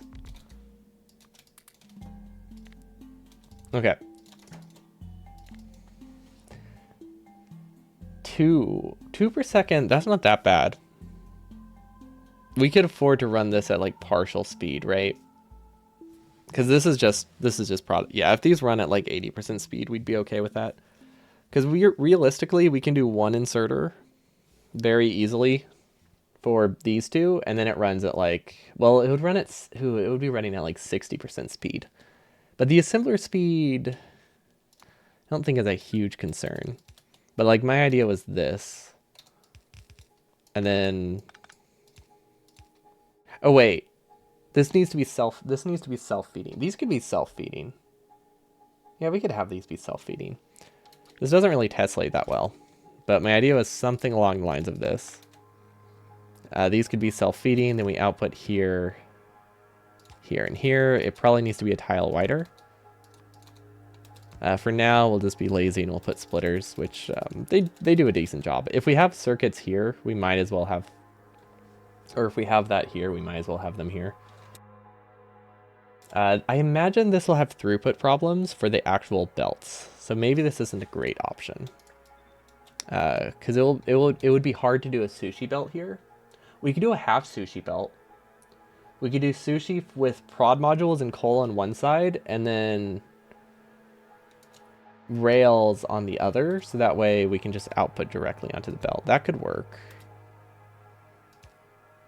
Somehow. I mean, it would be like a weird snake, but it could work. I don't like this. Never mind. I don't think this will work. We don't have enough space to snake it in and out. That was kind of what I was banking on. Isn't sushi very UPS heavy? If you use it a lot, it is. For a small build, it's not too bad. So if it makes it like, if it's a pretty significant improvement to the design, it can be worth it. It's not something I would want to have on like 100 machines. It's a lot less UPS heavy, I think, if you have electric inserters, because you also are just saving, like, you have other benefits as well. For us, we don't actually have significant benefits, so it's kind of harder to justify sushi, because then it's a UPS impact and it's just terrible, right? We need to be careful about pausing and unpausing, because we still have this up. Actually, no, we don't. There we go. I'm getting used to it now, though. Also, have we been editing on the right layer? I mean, not really.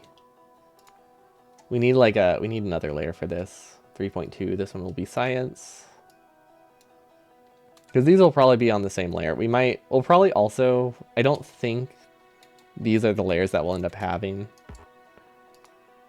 Oh my gosh, it's the Mystery Infinity loader. Now it's in a worse spot, what the heck?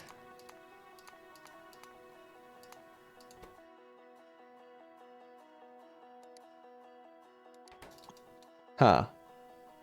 How do you change if something can be mined when it brings up this menu? Is it like a control click or something?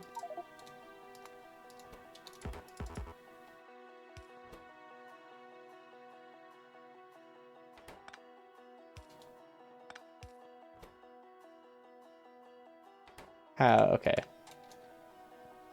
Does anybody know what button you press to make something not mineable? Change force? No, probably not that one.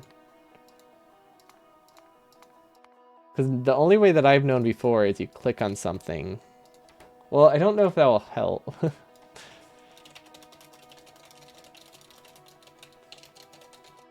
I don't know. It might be byproduct of the mod. So maybe the question doesn't actually have anyone who can answer it here.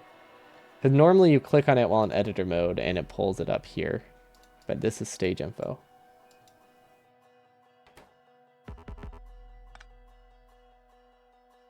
Factorio make something. Editor.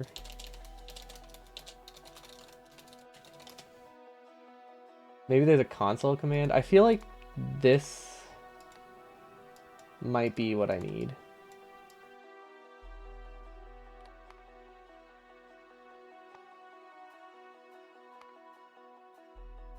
Something along these lines. I don't know why. Edit other properties, maybe? Mineable? Is that here? No. Don't know what these do. The mod probably can't handle if you delete stuff out of order. Well, I didn't delete anything, though. That's the thing. I made a new stage. I didn't delete anything here. So I don't know why there's a problem.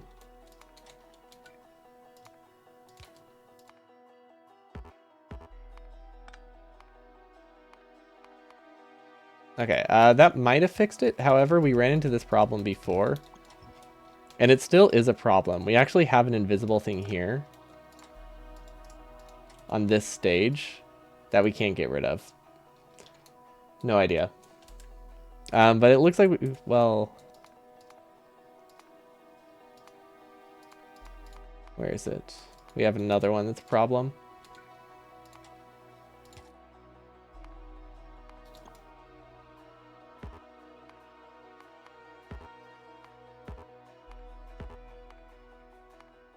Okay, well, that's a start. Yeah, I think we fixed it. Hopefully nothing else is in the way. But yeah, it was like a weird synergy with the mod. That's not the first time we've run into that. Every time we run into that issue, it's a different one. Also, every time we run into the issue, it's with the editor extensions mod. Which it probably is just coincidence, but I don't trust this mod. Maybe once we delete editor extensions, that will probably fit. I mean, that will delete everything, right? Because we've had a lot of problems caused by editor extensions. So I want to blame it for everything, even though it probably isn't really to blame here. But since that's where most of our problems are, once we delete it, it will purge all of the items. Oh. It'll fix everything or bricks everything? I guess that's possible. I feel like bricking everything isn't that likely. But worst case scenario, we just take these, we make blueprints of everything, and we put it in a new game. So it's not like we're stuck. Because the thing is, we have this invisible entity, but we can't make a blueprint of it. So we can just take this and we can paste this in a new base somewhere, a new file. It's like we have options if things like get permanently broken. We'll just make backups. backup of our folder before we try anything like that. Anyway, we were working on sciences. So yellow science, incredibly easy. Absolutely nothing to worry about here. It's three inputs that are not resource limited at all. So that's very, very straightforward to do, or it's not input limited at all. Obviously, it can't be this close together because burner inserters. We might be able to do self-feeding, or we could put prod modules on this belt. I'm not sure. I don't think direct feeding here is going to help. I kind of like the idea of direct feeding from an assembly machine though, like for the electric furnaces. However, that only works if we can get if we have enough throughput for this. Max speed. This requires more than one inserter. Okay, we can't fully saturate one of these. We can't fully saturate a stone furnace like a furnace assembler, not without a horizontal belt, which is it is an option. We're not hand building this, so that is something we can consider. These need to be like 2 tiles away from each other. Actually, we probably don't need a loop stuff. Maybe we can just use like a red belt. So this is like input, input, and then output, output. And we could probably do sushi. Or not sushi, we could do belt weaving, I think would be good here.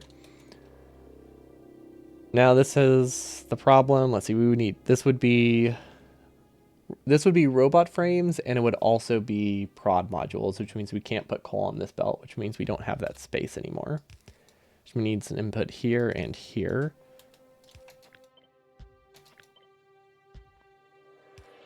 Okay, these need to be 1 tile apart for this to work, which means we can no longer direct feed from the furnaces.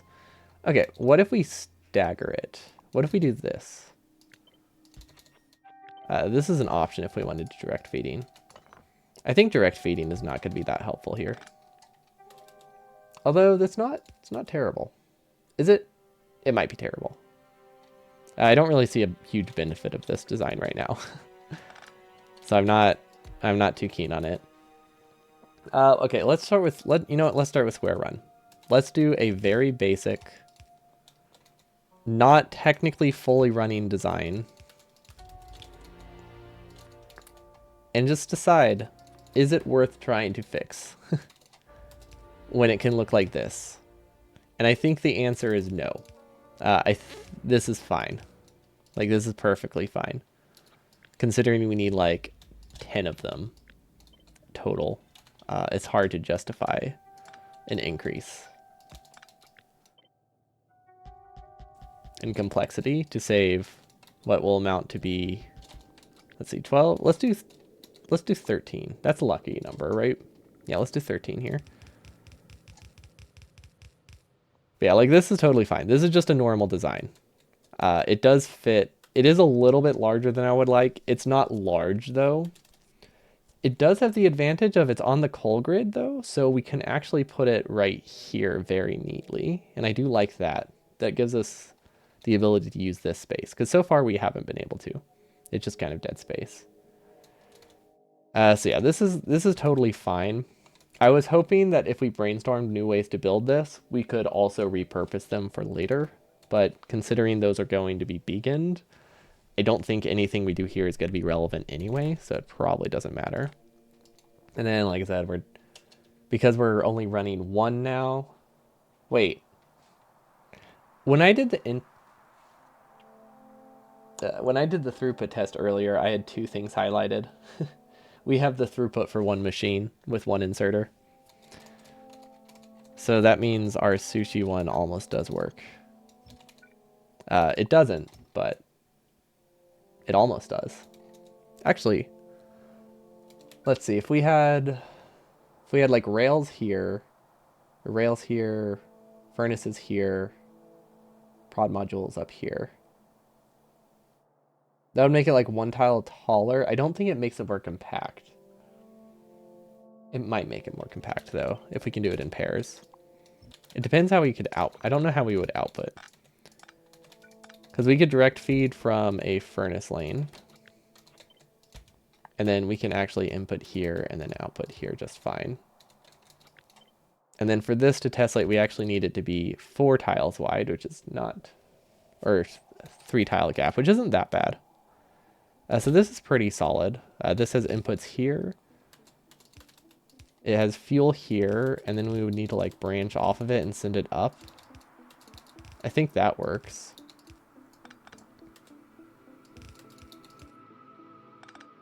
Then we can even do something like this. Actually, this doesn't work. We can't grab from a curve like this. We can use a splitter though. There we go. This works.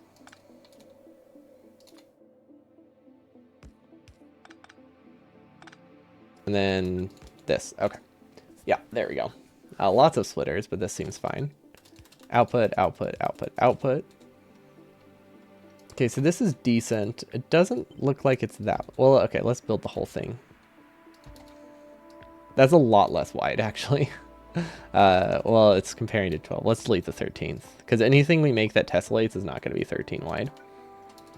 So let's compare it to a smaller one. So this does require sushi to work. Wait. This one required sushi and belt weaving, right?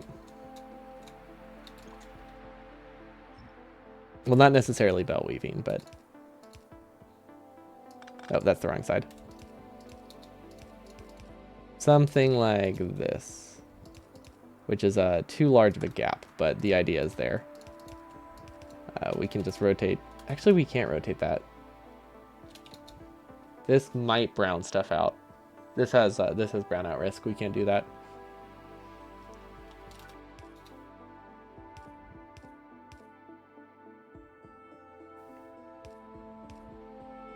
I don't see where we can do the undergrounds.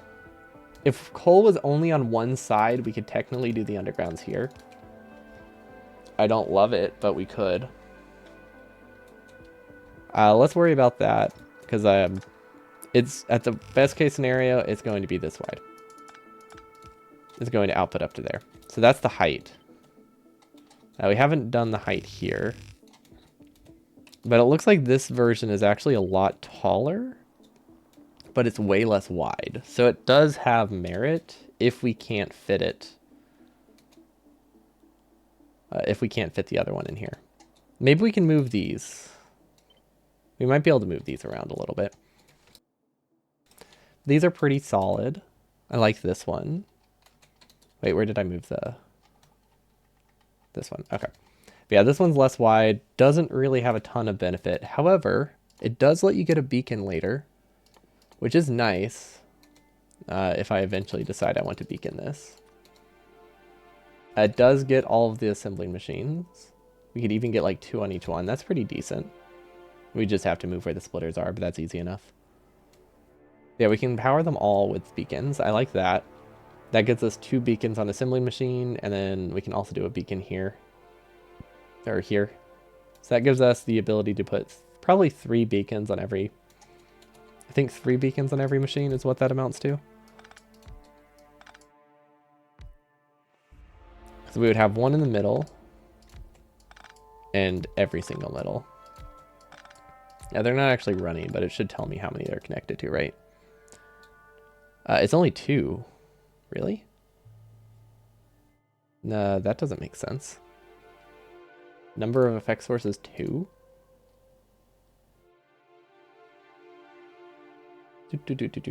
Filling out, it's filling out the layer. Or starting the whole layer up, I think, because it hasn't started before. There we go. It doesn't like when you click play after a new layer. Takes a little bit to render it. Okay, I don't get why this is number of effect sources. Oh wait. Oh wait, is number of effect sources the amount of modules it's getting the effect of? Oh, gotcha. I thought it was the number of beacons it was getting the effect of. Okay, so I just don't know how that number works. Okay, so they're actually getting powered by 4 beacons. So that is promising. That means we could potentially increase the throughput.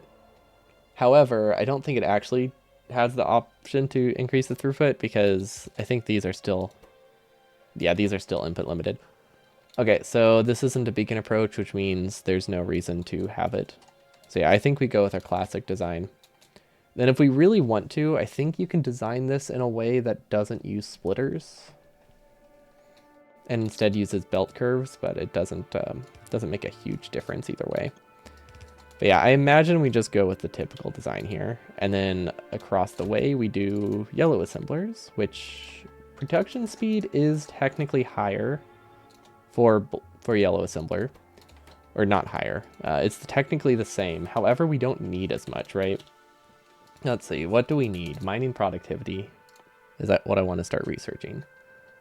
Mining productivity 3. That's 1,000 and 1,000. Okay, so that's an even ratio. We also need assembler 3s. That's primarily purple science, right? Yeah, okay. And then beacons, also purple science. Good. And then that means the last thing we needed was stack size. So I think this is all purple science until the last tier, right? So that's 600 yellow, 600 purple, 1,000 purple, 1,300 purple, 1,550 purple. Okay, so we need 1,550.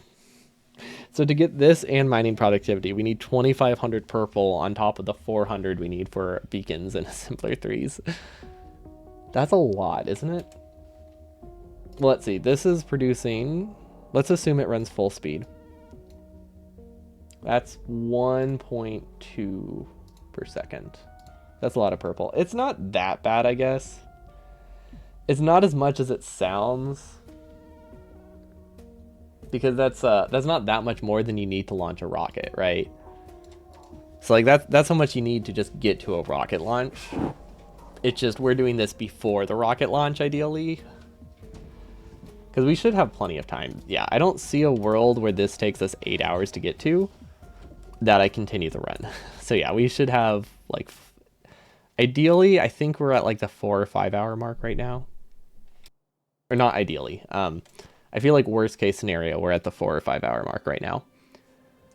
Probably won't be that bad. Because I imagine we'll get bots at the 3 hour mark. And I doubt it will take 2 hours to get this built after we get bots. Because this really isn't a ton of stuff. Like, it's a lot more than we started with, but if with blueprints it takes 2 hours for bots to triple your base size, I think we did something wrong. So yeah, that is roughly, well, plus an extra, what, 8% that's in the labs. So we're getting about 1.4 purple per second. That's not that much, is it? To produce 1,500? That is, actually, that's like 20 minutes. That's actually not bad. Okay, so yeah, having it increase is good. We should probably actually do like 16. After getting bots, base build is a joke if you have blueprints. Yeah, that's what. Yeah, that's the nice thing. Because we've only done this run once before, and it was without blueprints. So it was much different. Getting to bots and getting to launch was very, very difficult with an 100% setting without blueprints. But I imagine it should be a breeze this time around. Which is nice. It'll be a nice break because it was rough. It was a long run. But yeah, so here the build should be decent. As long as we don't stage it terribly, and our estimates for everything aren't off by like a factor of like 10, I think we're fine. Because I think like worst case scenario, right, where we undersize things by like half, right? That's not gonna have the build speed. Maybe reduce it by a quarter. Because like you don't really build you don't build twice as fast with twice the production, so you don't build half as fast with half the production generally. At least not to that degree. And I don't think I'm gonna be off by a factor of like magnitudes. So yeah, I think it'd be hard to mess this up so badly that my base doesn't build, but that maybe I'm just being hopeful. But yeah, I was wanting to do something cool with purple science, but I think we're just gonna have to do a very basic purple build. And then since we do need more purple, I don't know. That is a lot of purple to build early. Because we do have the option of just getting to assembler 3s and doing the large purple build immediately. Like we could just start with 10 and have the next blueprint be the actual purple build. They can be close to each other like that. I think that would be fine. I guess it comes down to, can I fit this, right? Maybe I should just do whatever fits in the base right here is how large I should build it. Which seems like a cop-out, but honestly, that's a fairly reasonable way to do it, I think. It's like, hey, we have this space for this, might as well place that many. They're not expensive, it's not the end of the world if I place too many. It's like, what would that waste, right? 17, just a 34 prod, or a total of, if all of these had them, 64 prods, something like that. Yeah, we can waste 64 prods total. Considering we need like 5,000 per outpost, 64 is nothing. So yeah, way less stress than it needs. Way less stress than it feels like. Okay, so typical purple build, nothing super exciting there. Entity savings, very easy though.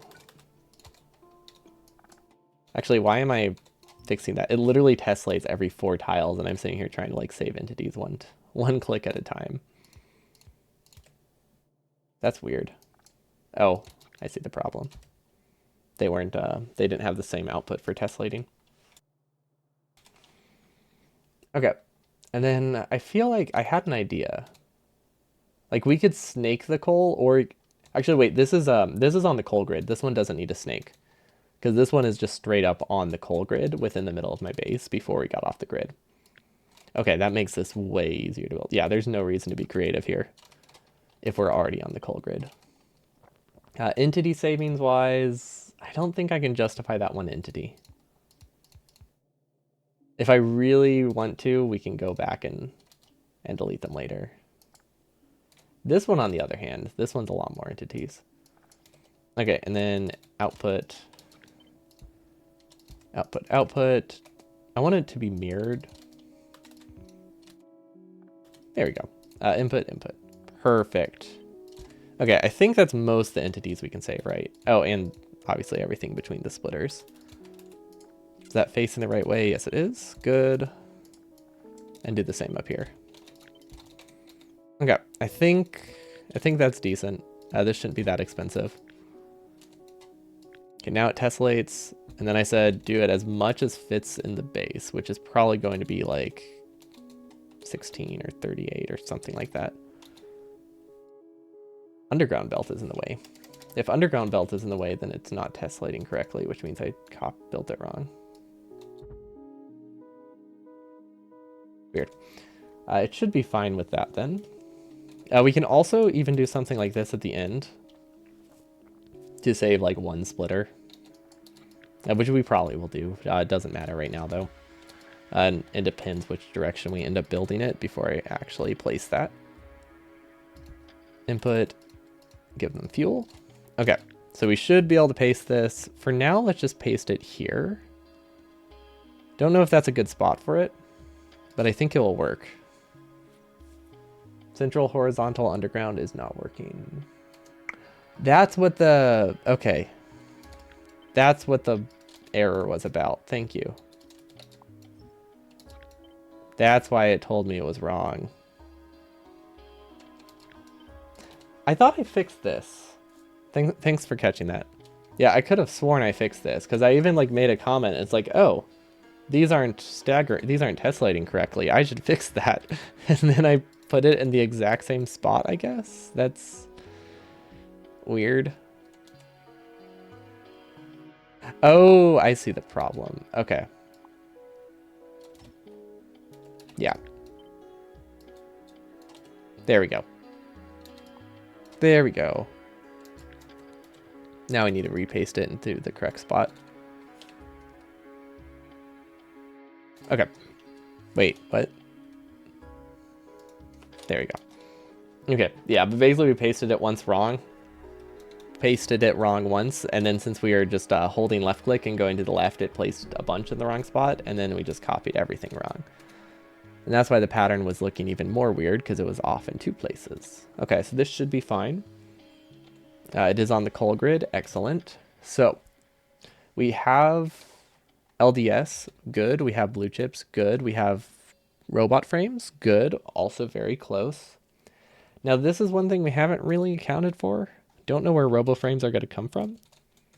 Also, should I have blue science on the bottom or top? I guess it doesn't, or not blue science, yellow science on the bottom or top. I guess it doesn't really matter, does it? Well, okay, in terms of connecting things, if I have yellow science on the bottom, I still have to connect this to the other side. Or I still have to connect these two down to yellow science. If I have purple on the other side, I still have to connect two things across. So I think it doesn't really make a difference. I'm not entirely sure where I'm going to do rails. This spot looks nice, but I don't know if I have the steel there. Let's see, how much steel do I need to run this? Let's use the rate calculator. Wait, this is only 10 assembly machines? I guess I did say I'll build however many fits right here, and that does happen to be 10. Okay, that is, how does this work?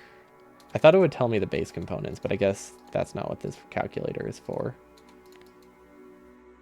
This produces 3. Okay, so I need 3 rail assemblers, a little over 3 rail assemblers for this. Which that is 4.5 steel per second. Rail, oh my gosh. So this is what all the steel goes for. Okay. So if we need more steel, I imagine we just are going to have a steel lane right here. Oh, look at that. We do have a steel lane. We also have a weird gray square, which I don't know what that's about. Uh, interesting, interesting. I don't know what this square of doom is. Not a huge fan of it. We'll just keep it over there. Hopefully it's not problematic. It might be problematic. But yeah, it looks like we need like 3 or 4 rail assemblers. And since we're probably output limited, actually no, we're not. We are. Never mind. We are still output limited. We probably need like 6, or we need to double up on the outputs. Both of them work. Although I don't know if we have enough. We might not have enough space because we need 3 inserters going in. Okay, to make it run full speed, we need 6 inserters going in and 3 inserters going out. We can't do 9 inserters on a single assembly machine. Hello, Wollywog. Good afternoon. Or good afternoon. Also, I'll be right back. I have to go grab some water. Here. This is what I built today. I'm happy with it.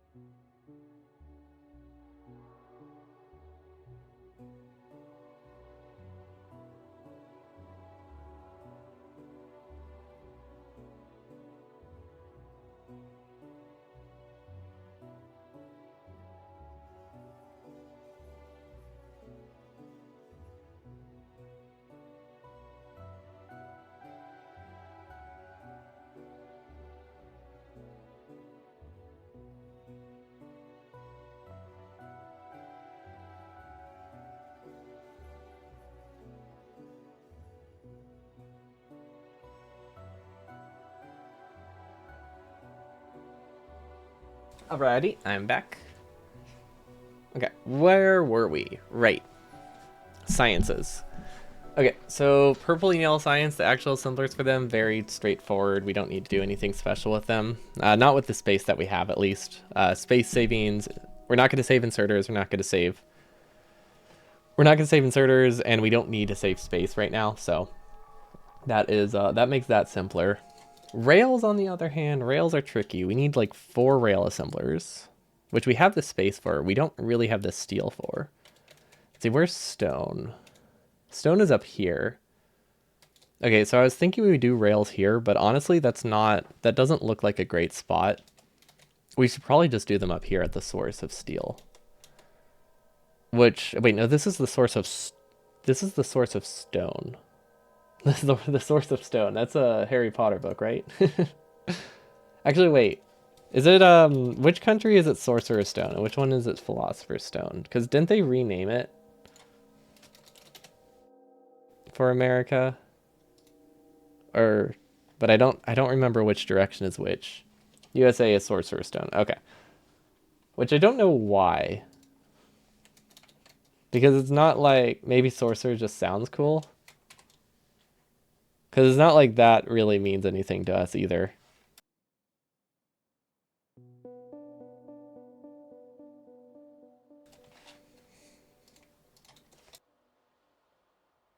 Maybe people were too worried it was going to sound like a philosophical movie or philosophical book and not magic. I could see that. Am I British? No, I'm US. I just could not remember. I just know, like, neither of us, like, nobody really talks about the Philosopher's Stone, like, as a concept. So it's not like we know it as the other term either. So that's one of the few like title renames that I don't quite understand. But it also doesn't come up that much, so I haven't looked much into it. But yeah, rails. They can go up here. That's... Well, which is easier, moving rails or moving steel? Moving steel is easier. However, we're not just moving rails, we're not just moving steel, we're moving rails that includes stone, steel, and sticks.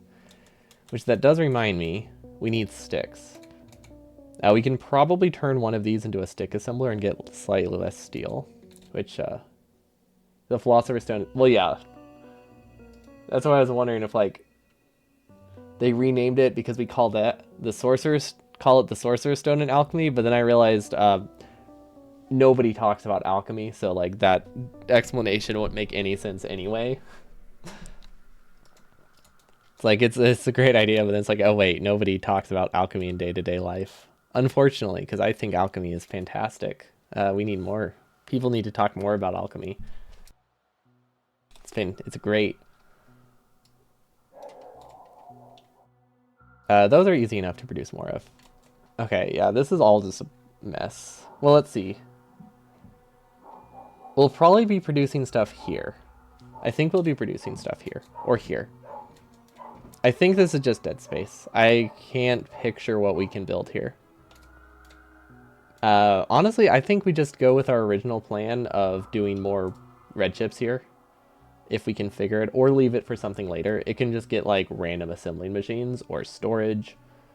It's really not... It's actually a fair amount of space. It's not a massive amount of space, but it's significant enough that I don't want to waste it, but I just can't think of what we can build there. That matters. Also, I'm looking at this. Still don't know why it's invisible. I'm going to reload it because I don't understand what's happening there. Yeah, I don't think that fixes it. Everything is dark. I'm not imagining that, right? Like everything is slightly dark. Like there's this weird shadow across it. Is it because I was messing around with this? I don't know what that would do. Yeah, I have no idea what this shadow is. It's only in layer 3. What?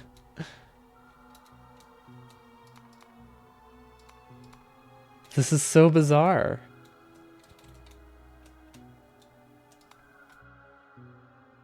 Why? What's happening? You know, we'll just leave that up there. It's fine. Okay, we can't though, because then we can't move other stuff around. But yeah, looking at this, this should actually go this way and mirror, no, flipped. We have to flip all the belts. That's gonna be a little bit annoying and not the end of the world. This can almost fit there, but realistically, we just put it here. Maybe we put another one at the end later.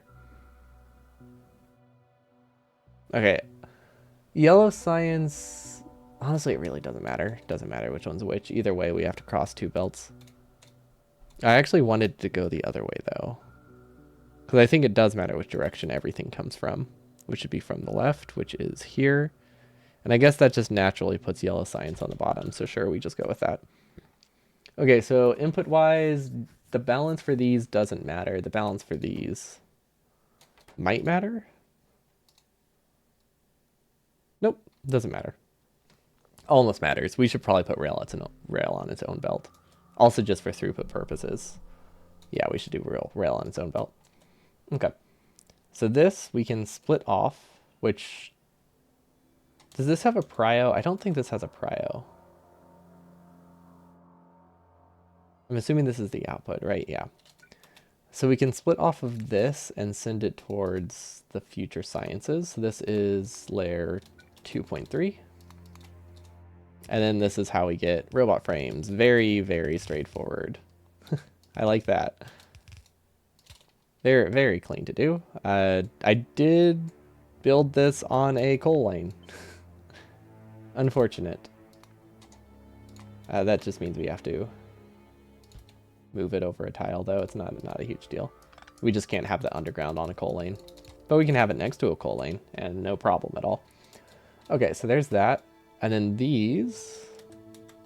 I haven't actually done the math here, because I haven't done any math, really. I've just been looking at this. Okay, and we know it produces at...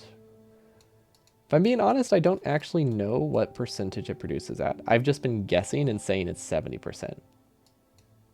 Which is probably right. Right? Yeah, that sounds accurate enough. Let's do that. Let's say this produces 0.6 per second. How much does this consume? 0.6 per second. You know what? Those are close. We have the perfect ratio.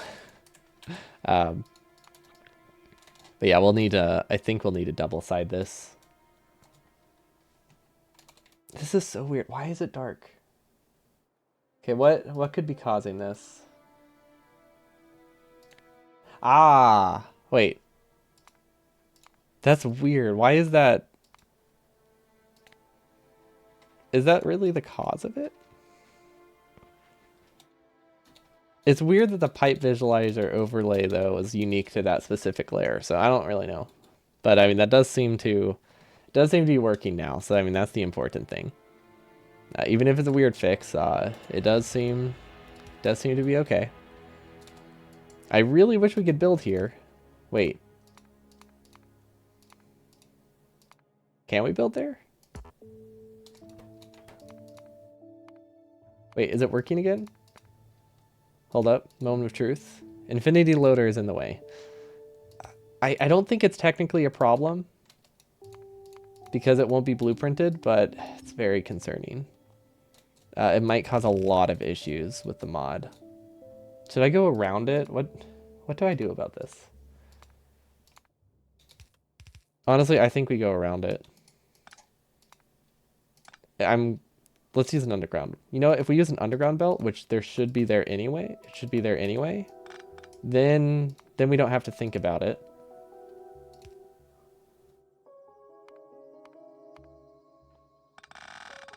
There we go.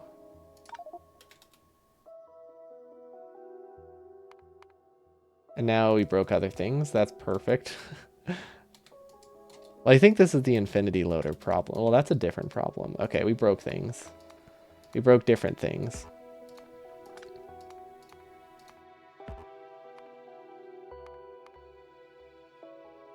Oh, I think I see. I know it. I think I get it.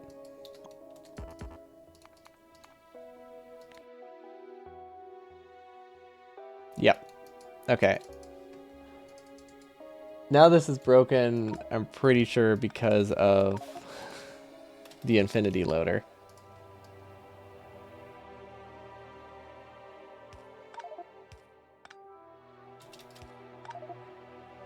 I don't know why I keep know why I keep clicking that. Thinking something will change. You know what? We'll worry about that later. This is gonna make all testing awful. So, here's what we do. We go around, and this is just like some weird cursed part of our base that's gonna be there for until the end of time, because I have no idea what we do about it. I think that seems like a great plan, right? I mean, I don't know what could possibly go wrong with that plan. Like we're pretending things work when they don't. Like usually that works out. Maybe it's due to infinity loaders being multiple entities packed into one. Is that true about regular entities? Can't you remove it each stage and then reload blueprint? I could reload the blueprint possibly. The thing is I can't delete it. Like that's the problem. This is like a weird bug with some infinity loader right now. So there's also another entity here that I can't get rid of on one of the layers. This one, which is causing problems. And then it just caused other problems. So yeah, I think the solution is to just move to an entire new world. I don't know, maybe rebuild stage fixes things. It's just I'm very scared to press that button.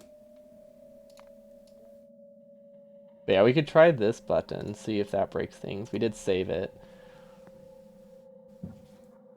But the issue is that I can't remove it in each stage. Or I wasn't able to remove it in each stage.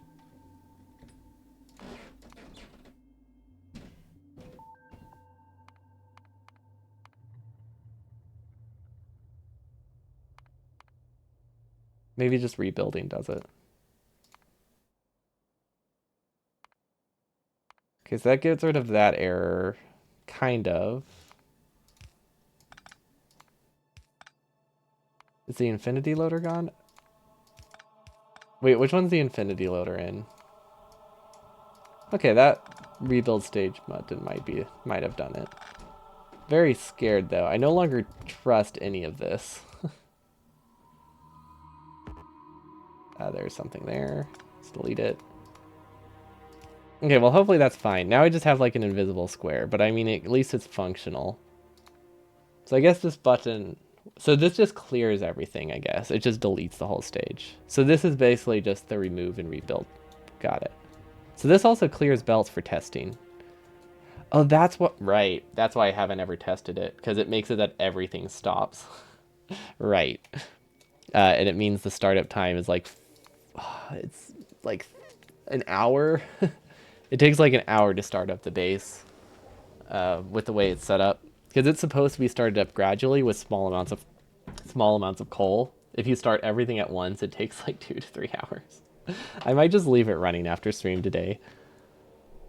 Or it crashes, one of those two. But we'll just give it a bit. It just takes, it doesn't like clicking play after a fresh paste, I've noticed. I think it tends to work out as long as I don't click anything. Something is definitely making it slower than it should be though. I just don't know what it is. Did we save recently? I mean, we haven't really built anything recently. We probably have. Oh yeah, we had to save before we did all the stage things. I wonder if it's all the infinity. It's probably all the infinity chests I have. Maybe. I don't know, but it's good now. At least we know the trick. Just wait. Be patient. Who would have thought? My mortal enemy. Okay, but these should run. Well, it doesn't actually because it's not set up properly. This actually needs to go up a tile, which is stage. Move this down.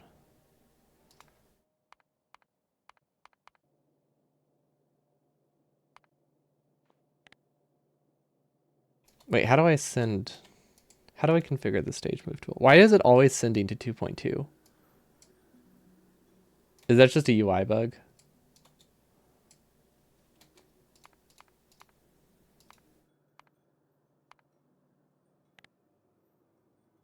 Yeah, I think that's just a UI bug. Okay. I don't think that's something I have to care about.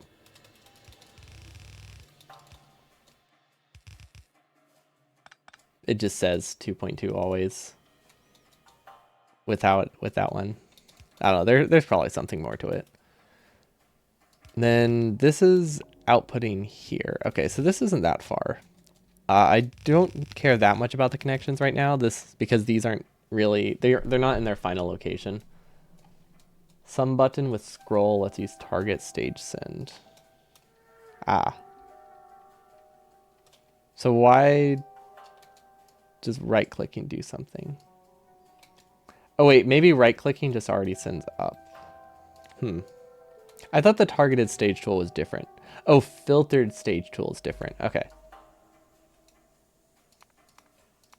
I don't actually know how this filtered thing works.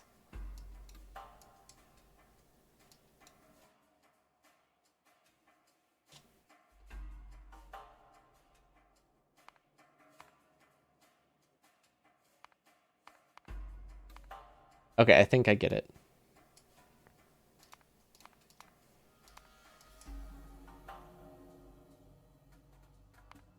Okay, I think right clicking sends it to your current stage, and then left clicking sends it to the selected stage. That's probably it. That sounds reasonable. These are not running. That makes sense. One of the infinity filters, which I really should not trust. I think they're just going to cause all sorts of pain. These are still starting. That's bad, right? Never mind. No, that's fine. That's expected.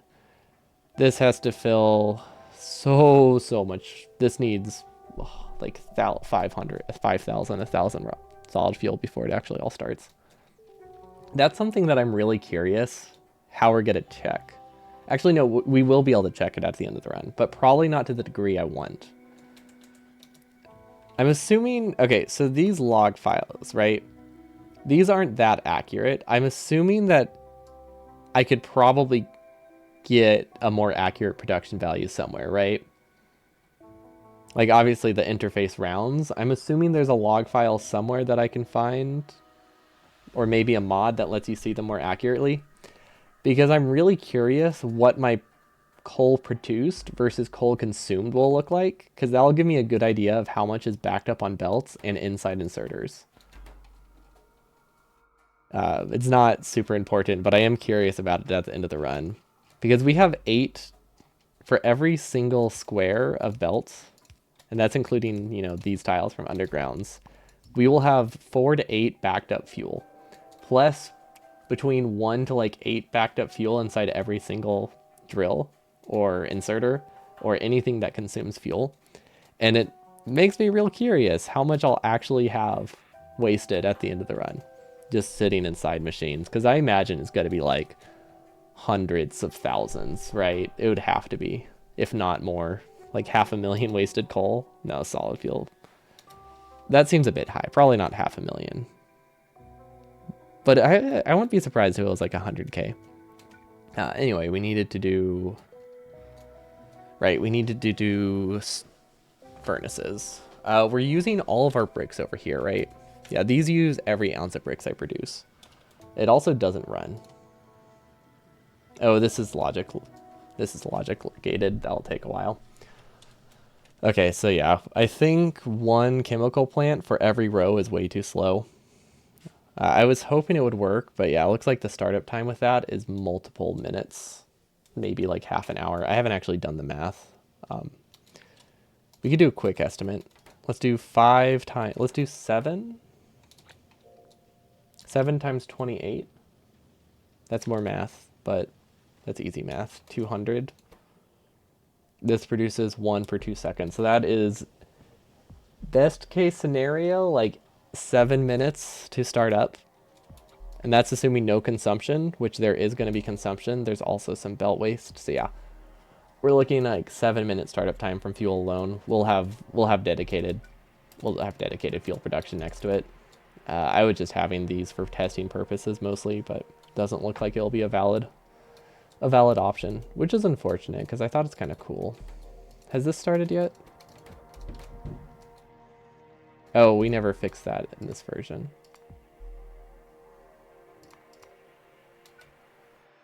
Something like this.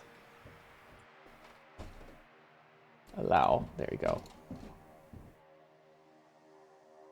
Oh wait, I guess what I should be asking is does it give me information if I add it after?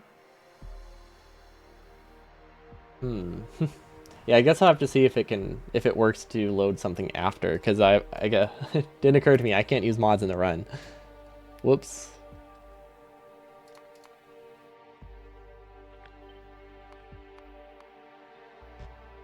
I mean, it has occurred to me, just not right then. But yeah, as long as I'll check that tonight. You haven't used it since 0.118 or 0.116. That is a long time ago. Yeah, I can see why you might not know. These don't run. Oh my god, yeah, the start delay for my entire base is rough, but honestly not as high as I thought it would be. So that's reassuring. You can soft mod the save file, you think? Well, I know you can like I know you can like add mods after something started. I just wasn't sure how that mod in particular worked. Like if it counted it, if it just kept its own tally as opposed to just reading this value. Because if it kept its own tally, you wouldn't be able to change it at the end. Oh wait, what if... No, deconstruction planner can't count what's on a belt, can it? It can do ground. There is... Okay, hold up. That is an idea. If I destroy everything, right? Then everything gets dropped on the ground. Then I can use the deconstruction planner to count the solid fuel. It doesn't account for the assembling machines, but it's a fun idea at least. I think that counts for something. But yeah, these are good. These are good. This will be getting blue science. Okay, so yellow science is done, which makes sense. That's the easy one. We literally have to do literally nothing to do it, to fix it. And then that means we need furnaces. Okay, so we have a lot of steel here. I don't know why I have a steel lane here. You can write a script that goes through every belt and entity counting all the fuel. Honestly, not a terrible option. Considering the only thing I care about is how much wasted fuel do we have. Although it would probably take a while for the multiple 100,000 and the 200,000 entities we have. Okay, so we have a steel lane here. It doesn't go anywhere, which is weird. I clearly had plans for it. I think this is supposed to go towards... I'm pretty sure this is supposed to go towards rails. Especially since it uses 6 steel per second, which I'm pretty sure is how much we need for steel, for rails. Okay, so yeah, we just need a steel lane, and then another steel lane. So yeah, these orders are not set in stone. We'll just copy this.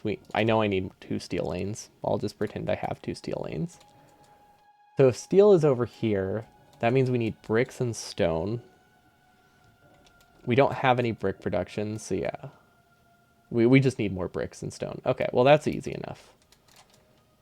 This brick lane was decent. Did they have more brick production? Or are they just smarter about consuming it? They would have to have more brick production, right? Because they're turning all of it into steel furnaces. I would be surprised, but...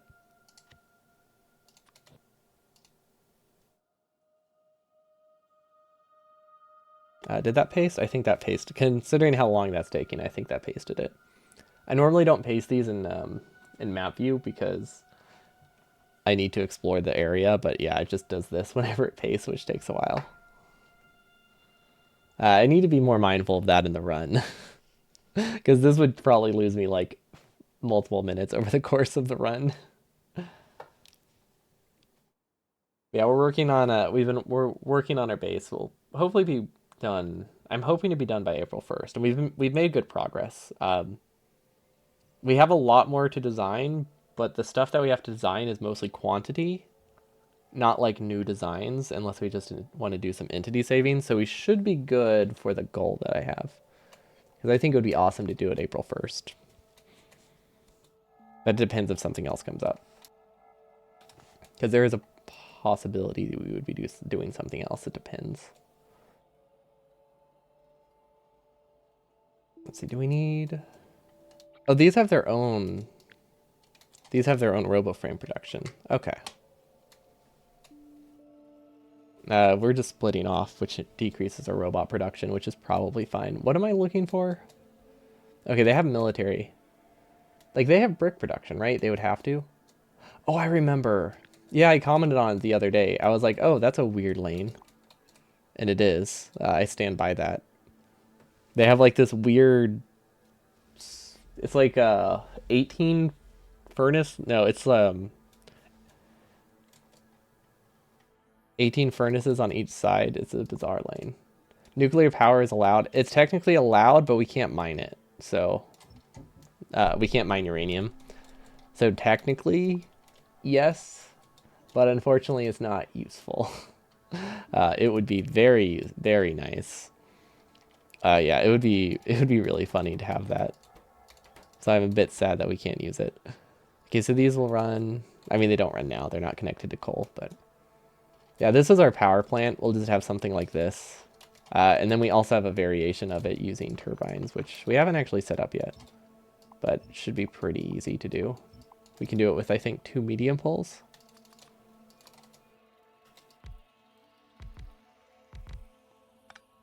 Yeah, I'm looking forward to it. I think that works. That should power everything. Yeah. So this is roughly... Oh, I'm dropping a lot of frames right now. Not as many as I was the other day, though. But yeah, we will be using steam turbines at least. But we need roughly 3 to 4 gigawatts of steam power. Yay. That's a lot. That's a lot for just steam power. But yeah, I'm looking forward to it. It's going to be fun. We have done it before without blueprints. I just wanted to do it in like an actual like decent time frame in one stream. Or hopefully in one stream. We'll see. I mean, it will be in one... It should be in one stream. It will at least be one recording. It might have me just getting to a rocket launch and then AFKing for like 12 hours and then coming back to finish the stream. Which would end up being a very, very, very slow launch. But yeah, we'll see. The idea is to use a controller, but I don't think it'll work well. Okay, so these seem to be working good. Okay, so I think we can assume these are fine. We do need more... We do need more of these. Why do I have speed mods in these?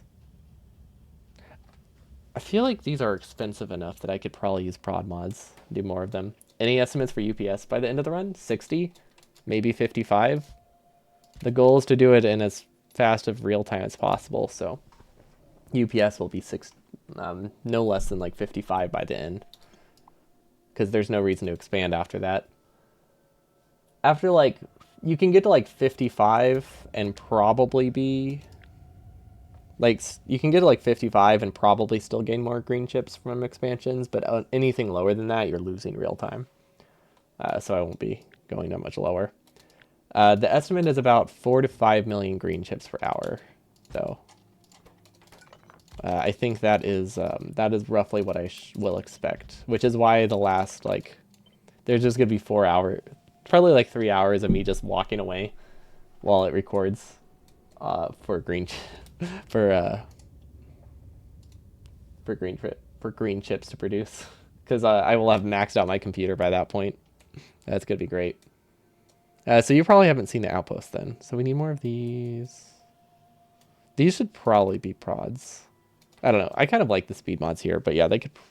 I think they're expensive enough for prods to work out. Let's put them there just in case I change my mind. I don't know why I had speed mods. I think it's because I wanted like... Oh, it's because I wanted 18 and I only had enough room for 12. That's not a huge deal. It's not like we need a massive amount of bot production right now. These should be running. For some reason they're not. I think copper is disconnected.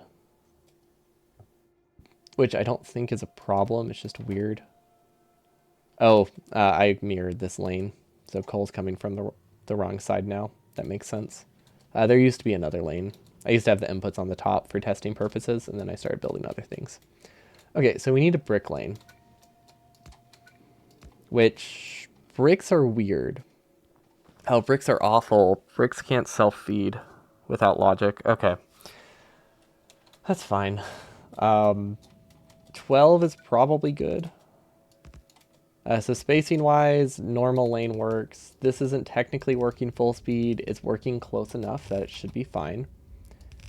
Now, the annoying thing is that these cannot be self-feeding, so we do need logic, which I don't love, but you do, I mean, it is necessary at some point. You gotta.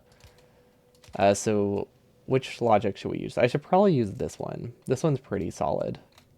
Is there something I can copy? Because I don't want to have to rebuild it. I guess I still have to rebuild most of it, so it doesn't actually make a difference. But yeah, we need logic to make sure they don't brown out. Well, okay, alternatively, we can just double up on burner inserters. That might be better. If we double up on burner inserters, there's a pretty much zero chance they brown out. And if they die, I don't think dead burner inserters are bad on UPS. I can't imagine browned out burner inserters will cause problems. Let's build it both ways. We'll worry about it later. But yeah, I'd say for now we just build it both ways. Let's do solid fuel less than or greater than 3. So yeah, it's very simple logic. It just says read the belt. And prioritize the other way, please. And then this goes up. Don't know how I copied that wrong, but oh well. But yeah, that's all there is to that logic. Very, very straightforward. It just says, hey, if you die, or if you don't have coal, don't grab stone. No, we don't need to worry about it for the estimates. Actually, wait. I guess the other option is to just do this. This probably is better for performance. Oh, okay. If I had to choose, this is better than this. I don't know if it's better than logic, though. It might not be better than logic. I think this is not enough inserters for me to care at all. That's probably what it comes down to. Literally no reason for me to care. It is such a minor amount of inserters. You don't need a ton of stone bricks for this. I do like how I do like how military science is going to be an incredibly small build, though. The fact that we have like 6 hours for military science to produce is fantastic. Because we we have a much larger time goal, which means we can make do with about half the military science production. Very, very good. Okay, I think this works. Don't think it works great. This won't tessellate well if I have to build anything else, which is kind of annoying, but maybe it'll be fine. And then this goes here. Okay. So I think the logic is set up properly, except we didn't actually build the logic, did we? No, we didn't copy it. Okay, copied all of the inputs. Yeah, this should be fine. Honestly, not a big deal. And then we'll need stone. So this is supposed to be able to handle...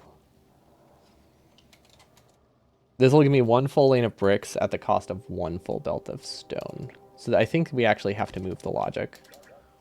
Because I don't think we can send supplementary stone through here. No, we cannot. Okay. We could technically use... I could technically use red belt. 1 is missing an input at the top. Oh, 1 wire is missing at the top. Thank you. Oh, gotcha. It's because I think I copied and then flipped or something. Or maybe I deleted an inserter. But good catch. Okay, so this is fine. I think we need to move the wire over a little bit. It's just 1 more tile, actually, is all we need. Yeah, that's pretty straightforward. Connect to the correct one, connect to the correct one. Okay. Now we can go through with our supplemental resources. Okay, and where's the halfway point? This is the halfway point. Okay, Very, very straightforward. We've done that before. It works really well. I wish this built faster or was faster to hand build, but then again, this is for bots, so it doesn't actually matter. Okay, and then we can do a splitter here. I think that would be good. That gives me... Yeah, that uses both sides evenly, which is nice. Oh, look at that. We got... we have the trailer. I think like the old trailer song. There we go. Okay, so this uses one half, this uses the other. Perfect. Okay. And then fuel is... Wait. Fuel comes from the correct side. Okay, and then fuel comes from over here. Awesome. We're just going to cheat for now. Well, I have not decided how I want to distribute coal. It's fairly straightforward to do, because there's a lot of different ways you can just, you know, set up basic coal production. Realistically, we're going to do like a classic splitter setup, because burner inserters can't do the fun grabbing from the belt thing, not in a way that's compact or fast. That doesn't use like 2 to 3 inserters. So because of that limitation, that does change things a little bit. And we instead probably will just be sideloading a bunch of splitters onto each other. But that can come later. It's not that important. Also, these can be undergrounds. This one can't, so this one's going to be annoying to try to connect to the fuel lane, but I don't think it's going to be that bad. Also, this probably isn't how I should be getting coal. I just realized this is we're not on the coal grid over here. Could we be? Okay, if we do bricks here, we can stay on the coal lane, the coal grid. Otherwise, I think we can do a snake, right? Actually, can we do a snake? I don't think we can really do a snake. What about what if I stagger it? No. I mean, I could snake through, but it doesn't make it more compact. I mean, I guess it saves a tile, right? No. Oh, we could do a splitter. Could I snake through to the other side? Is that a bad idea?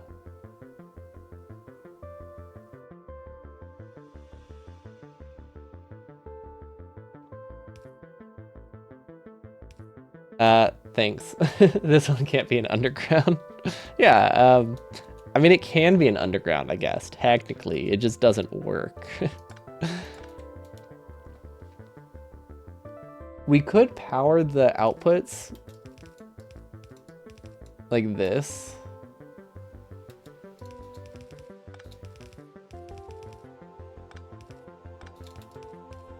Honestly, not terrible.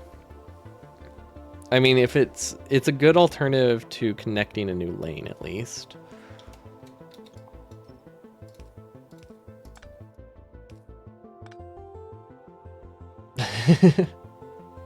Unfortunately, it doesn't fix this middle section, so I think we need to add a tile. But I think a snake like this is worth it if it saves like, because this saves like 12 splitters, which I think is nice. Yeah, we can't take care of this middle section though. That's the problem. Well, we can, but I don't think I like it. Oh, can we? No. We can add a tile. Like, this is making it a lot shorter. We can make it 1 tile more wide. We could also just paste it here. You know what? It should go here. Brick should be before LDS anyway. Okay, so all of this stuff needs to be moved up. How do I do this? Stage move to the current stage. Move to the current stage so I can delete it. Okay. So yeah, it looks like we'll do 1 lane of bricks first before we get off the grid. I think that's worth it. Because we need more steel furnaces anyway. Oh no. What is that? That mod does not like this. Okay, that's fine. That's fine. We'll just ignore it. Okay, so this is really funny, and I think it would work if I didn't have the I think I would go with this if I didn't have the option of just building this in the coal lane in the same coal grid, right? So yeah, it's no reason for a creative solution right now. However, we do have underground length issues. I have no idea what this belt is. This was supposed to be part of something else, wasn't it?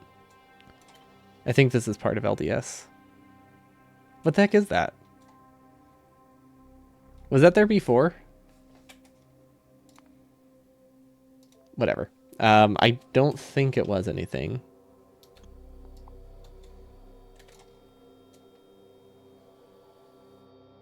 Huh. I don't know what that is.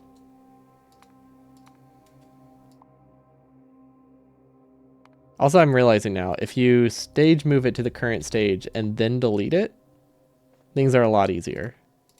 Nice. Okay, I'm starting to get a feel for this mod. Really glad I use it now. Okay, so this gap is a little bit awkward. We'll have to waste some undergrounds. We might be able to put it a tile closer, then maybe we don't have to. Well, those are already max direct, so it would actually have to be here if we wanted to save that underground, so yeah. You need a new type of tab. Oh, for Subnautica. The little colored ones. Yeah, it's always... I like the exploration, but whenever you hit a wall and you have to go explore and get into tablet, it's always a bit rough. Also, I don't use this copper. What was my decision here? Should I do half a lane? I could do half a lane. Because like right now I have this dead space and I have all these wasted furnaces and I have absolutely no use for this copper right now. And if I do find a use for this copper, it's probably not going to be here.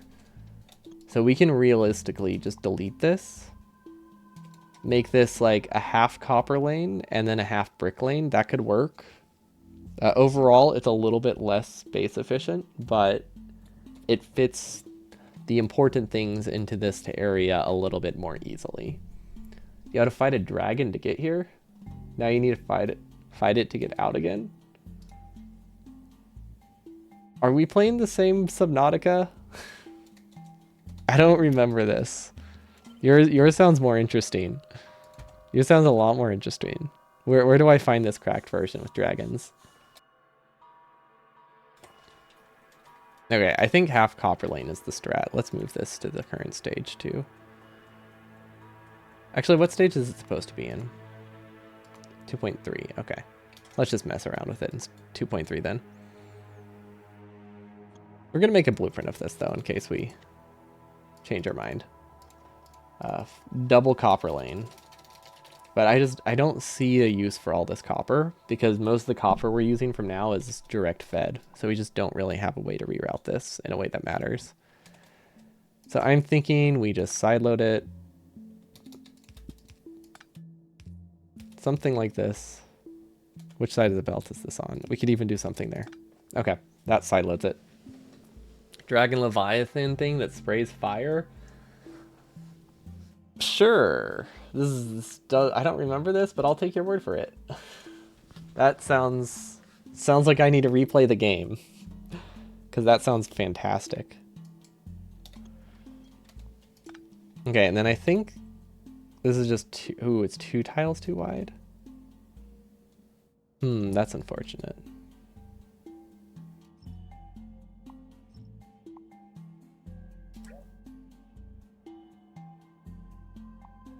Wait, what is this lane? Did I accidentally delete something else? I feel like I had this weird copper lane over here that's not supposed to be here. I don't know, that's probably fine. It's usually fine when you say that, right?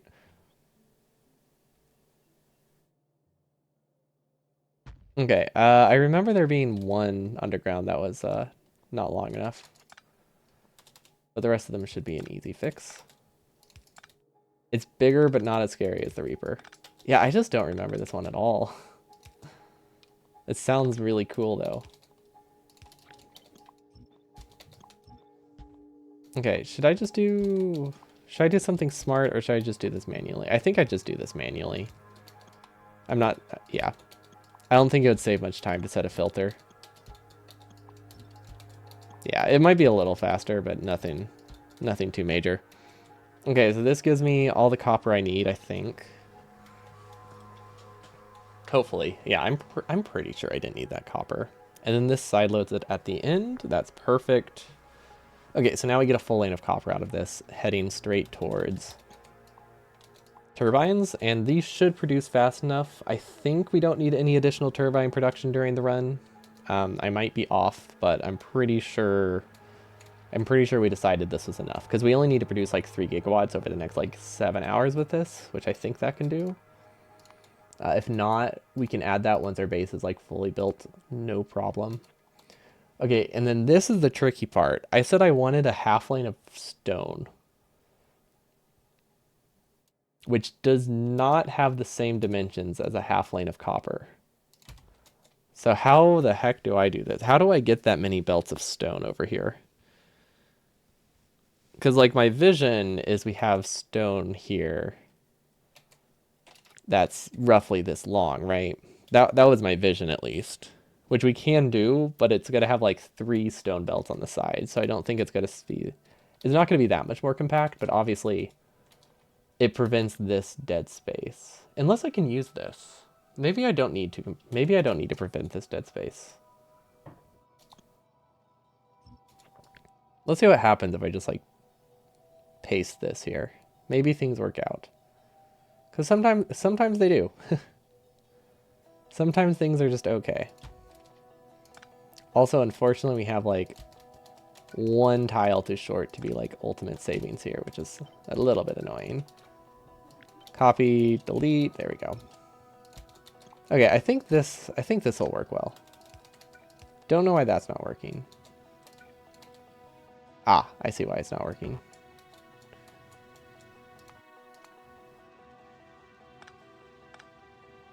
Because this isn't supposed to be here anyway, so how do I fix this? Maybe I just move it.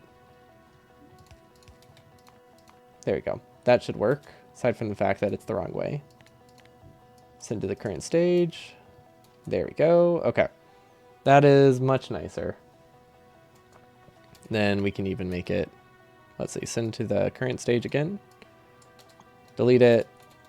This goes here, this goes here. Okay, yeah. I think it's the same amount of entities this way. This one's just like slightly cheaper. Okay, so advantage of doing it this way. I don't know if there really is an advantage, but it gives us this space to work with, and this is supposed to be for steel furnaces. This is the tricky part. How many do we really need? Not a ton, fortunately. Electric furnaces. This produces, or these need 0.321 per second, plus an extra 50% possibly. This produces 0.9 per second. Wait, what? Is that true? Oh yeah, it's a 1-to-1. It's a 1-to-2 ratio. In my mind, it was a 1-to-1, but I wasn't sure if they ran. I wasn't sure how close they were to a 1-to-1 in the speedrunning design. It's actually going to be really hard to make these full speed, though, isn't it? Let's assume they run at 80% speed. That seems reasonable.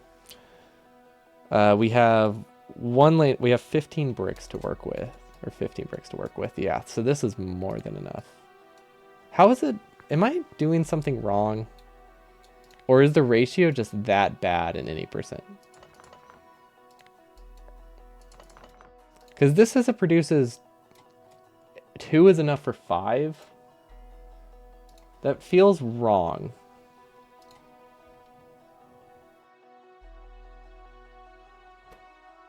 Considering it's like built this way.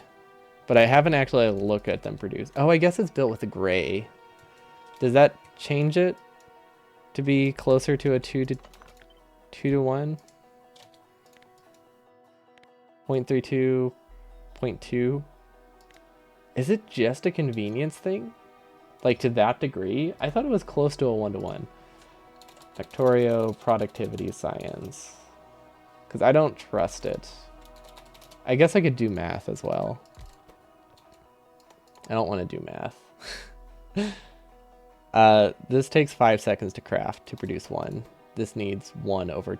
Yeah, it's... Okay. Or sorry, not 1 to 1. 1 to 2. Is it not a 1 to 2 ratio? Is it 1 to 4? Okay. Yeah, sorry. I didn't mean to say 1 to 1. It would be 1 to 2. But I mean, if it's nowhere near 1 to 1, it's probably not a 1 to 2. It's also not a convenience thing. Interesting. I don't know what this means. Is it a throughput bottleneck? Is it because of how much one long inserter can move? Or is it a cost savings? I feel like there's lots of options it could be. I always assumed it was just close. The idea is that by direct feeding, the buffer size is smaller.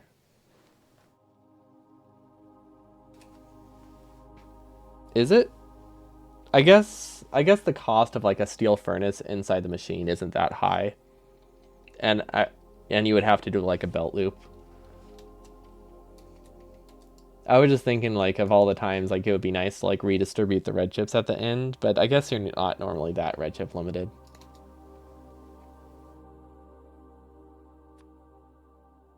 Yeah, electric furnaces are expensive. I was just thinking like the internal buffers of having 6 assembly machines. Is that worse than what would be on the belt?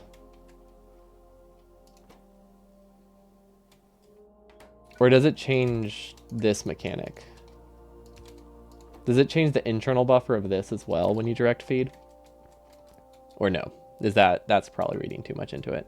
Okay, so we can do like 3 furnace assemblers then. And be fine.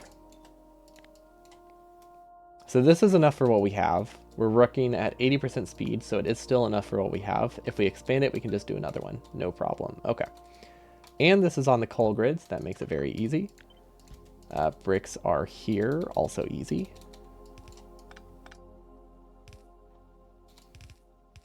Now, how much do I care about balance here? Let's see. We could do 3 inserters, and then we can actually run full speed, right? Let's see, steel and bricks definitely need its own. Advanced circuits also need its own. Yeah, I think we just do.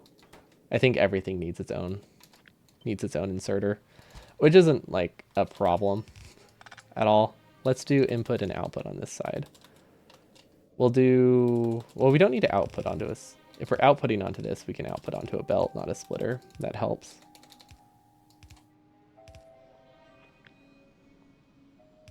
Okay, this isn't the pattern, so I don't know why I'm copying it like this. This is the pattern. There we go. And then this would have 2 inputs. One would have a splitter, one would not have a splitter. Actually, wait, we don't need a splitter there. We can just do 2 inputs.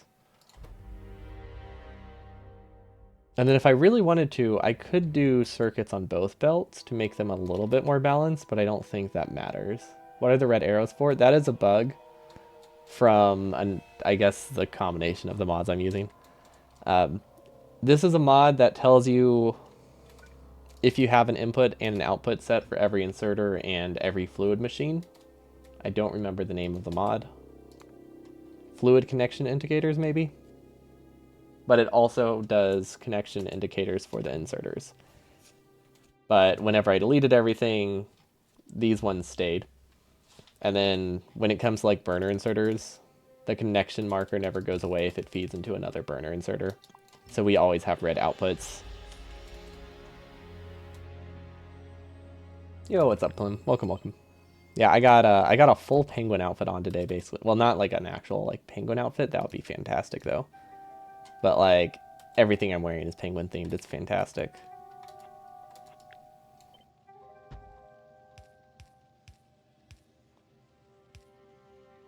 Okay, and then I said these are input limited, right?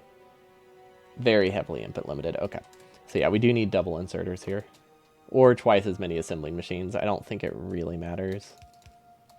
Obviously, inserters are way cheaper though. Okay, that works. No idea what that is. Oh, this is the brick lane. Okay, and then, like I said, if I really wanted to be... oh, that's, these are supposed to be undergrounds. If I really wanted to maximize my inserter throughput, I could put red chips on both lanes, and then we have perfectly balanced furnaces, but that doesn't. I don't think that will matter. It is something I can consider, but I also like the idea of having a full lane of bricks that I can just send to steel furnaces at the end of this. That makes it way easier to balance the resources. So that's what we're going with. How much steel do I need for these? 4.5? Jeez. I mean, I knew purple uses a lot of steel. It feels weird using this much steel. Because I've never looked at it individually, right? I've just looked at the whole build needs like 5 lanes of steel. Haven't really looked at it much in terms of individual numbers, and they get high. Okay, and then this one will be steel and red chips, which is going to be weird to connect, because steel goes way past this, right? Yeah. Steel goes a little bit past that. We could branch off steel early, although it depends how much this whole thing makes. This makes 6. So if we branch off 2/3 of the way, that perfectly supplies the steel lane, which is nice. Or we could reroute it at the end, and then we have a spot to do steel bricks. I don't know. Steel furnaces, like in the middle. Which we probably will only run... We'll probably have logic on these. Because I don't want them to take all the steel from steel furnaces. Or from electric furnaces. Also, I think we need to do another. We're going to do another. These are input limited, and I feel like we need to expand purple. But yeah, that should be good for those. They're connected to bricks. They do not run for some reason. I don't know why. I think I broke the logic. Ah, yes, it's not on pulse mode. It's not on hold mode. It's on pulse. Okay. So we should be getting bricks. Full lane of bricks. Mostly full lane of bricks. Not an entirely full lane of bricks. Honestly, we might be at a point where it's worth it doing outputs onto like a belt to maximize the belt lane. It's something we've considered and we have a design for, but we haven't actually done. Also, I don't know what I'm doing here, but this is a very weird stagger. I guess it works out. It's just I forgot we had to do some... I forgot we added a gap there. I don't remember why we did that. I think it was just because this was already that wide, so we made this one that wide. It's not like it makes my base larger. Yeah, that's literally the reason. Okay. I guess that's fine then. Which lane are you in? You are 2.3. Okay. There we go. Okay, so we have furnaces. We have... I have no idea why these are built at 2.3 and then these are built at 3.2. We have a lot of work to do on our actual staging. Considering these are built before this. But you know what? That's not going to be that. That's not going to be that bad. It's easy enough to change them. And none of these are that critical if they're built a little bit off. But yeah, these being built early makes sense. Steel furnaces being built before LDS doesn't really make sense. And the only reason they're here is because of spacing. They don't need to be built early. They just need to be here. Because otherwise I have to reroute a lot of coal belts, and it makes it a lot larger in the end. Yeah, and then I imagine we need steel here. Okay, because after this, I should be doing... I should probably have steel furnaces here. Which, I don't know how I'm going to line them up. Probably here? Yeah, I think here is good. We need a double steel furnace lane. Is this enough for science? Let's see. I don't think it is. Let's look. This says it produces 6 steel per second. That's 12 steel per second. I don't know why I keep doing that, thinking things will change. That's not how this doesn't tell you the total, like, sum.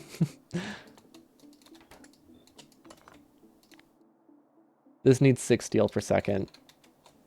And this needs... And then this one would need 6 steel per second. Okay, so this is technically enough plus extra because the rails and the electric furnaces are not running full speed. So this is enough steel, that's good. I think outputting's pretty straightforward. We can even combine them onto the same belt. Actually, wait. If we route it this way, and then down, we have a nice location for the steel belt. Although we do lose our ability to put red chips on the end, so never mind, that's not a good location for it. But these will just kind of go there. And then, where's 3.1? Yeah, we really need to redo our stages. None of these are accurate.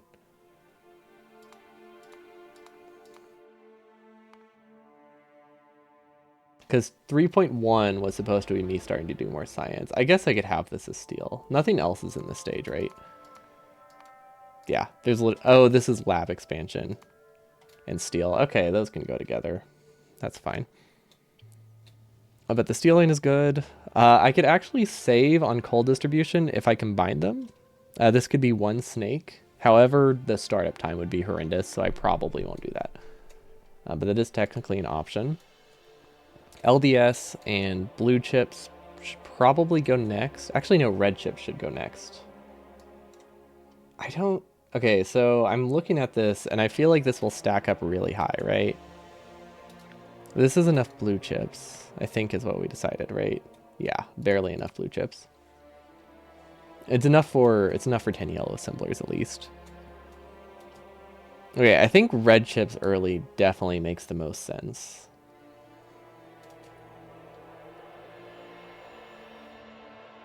So maybe we do steel and then red chips. The thing that's throwing me off is the fact that we have bricks right now, but that was literally just a spacing thing. Okay, we don't need the steel lane. We don't need the steel lane. We need like 50 to 100 red chip assemblers though. And those are not dense. Maybe we can make a more dense. We haven't had to make a dense red chip lane. Maybe we can make a dense red chip lane. Or a really long one. Like if we have a red chip lane that goes from here to here, that would close out our base nicely. So then we could have LDS here. I like that. LDS, let's place it here. We'll worry about those inputs later. And then that would mean these go here. I'm just trying to get the height right now. Doesn't really matter. Anything outside of the height doesn't matter. And then if we design it correctly, we can actually have red chips going against the grain here. So we could actually have red chips come from the left, which could work. So let's add an infinity filter for that so I know what I need to do, because it's not actually built that way. That does require us to flip this logic, but I think that works. Right? Like that shouldn't break anything. We do need to change the prio, but yeah, that shouldn't break anything. And then we copy it. This needs to be side loaded. There we go. And then we'll just put solid fuel on the end here. And we should be good. Now we just need to connect the wire to this one instead, with logic of hold, which we keep forgetting. Okay, that just makes it a lot easier to route red chips, because what I'm envisioning right now, blue chips are here, LDS here, these go down very easily. See, this is in the wrong stage. Yeah, okay. So now these connect very nicely. Perfect, and that's even... Yeah, that works great. Okay, yeah, we have... Everything is in the wrong stage. That's fine. This is one really long stage. We'll just accept that. And now that means stage 3 is going to be a large red chip build, which... Yeah, this... These are all slightly different widths, which is very confusing. Very, very slightly different widths that just make it that there's going to be a lot of wasted space and a lot of different spots. And I think we just have to accept that. Yeah, I think yeah, it's fine. We do have the option, now that we're not on the coal grid, these can just be like inside, like no problem, to make it that our base does, like we don't have to have a rectangle, right? It doesn't really doesn't really matter. We can have like a little awkward shape because it's, yeah, we just don't have standard size builds to like snap together. Don't have that Lego design yet. Maybe one day when we've perfected burner designs. But yeah, this is solid. So I guess next, I mean, that was my goal for today. I wanted to get the science done, or at least the complicated part of science done, which is mostly these things. And I'm pretty content with that. So that means top of next time will be rails for purple. And I think that's rails for purple, big red chip. And lie. Well, I guess that would be hot chip. But yeah, that's it for me today. I'm not sure if I'm streaming tomorrow. And if I do, it might be a weird time. We have someone might be visiting, and that complicates things because I don't know when, and I also don't know if they're visiting. So yeah, possibly no stream tomorrow. I'll post in my Discord if I have to skip, or once I get more details, I'll post in there. So yeah, maybe no stream tomorrow. So I should be back Saturday for more burner designing. If I don't stream tomorrow, I'll probably finish up red chips offline just to get those done while I'm forgetting about it. But that's it for me today. Thanks for pointing out all mistakes. Much appreciated. I had a lot of flipped belts and inserters today. But yeah, hope you all have a wonderful evening, and I'll see you all next time. Peace.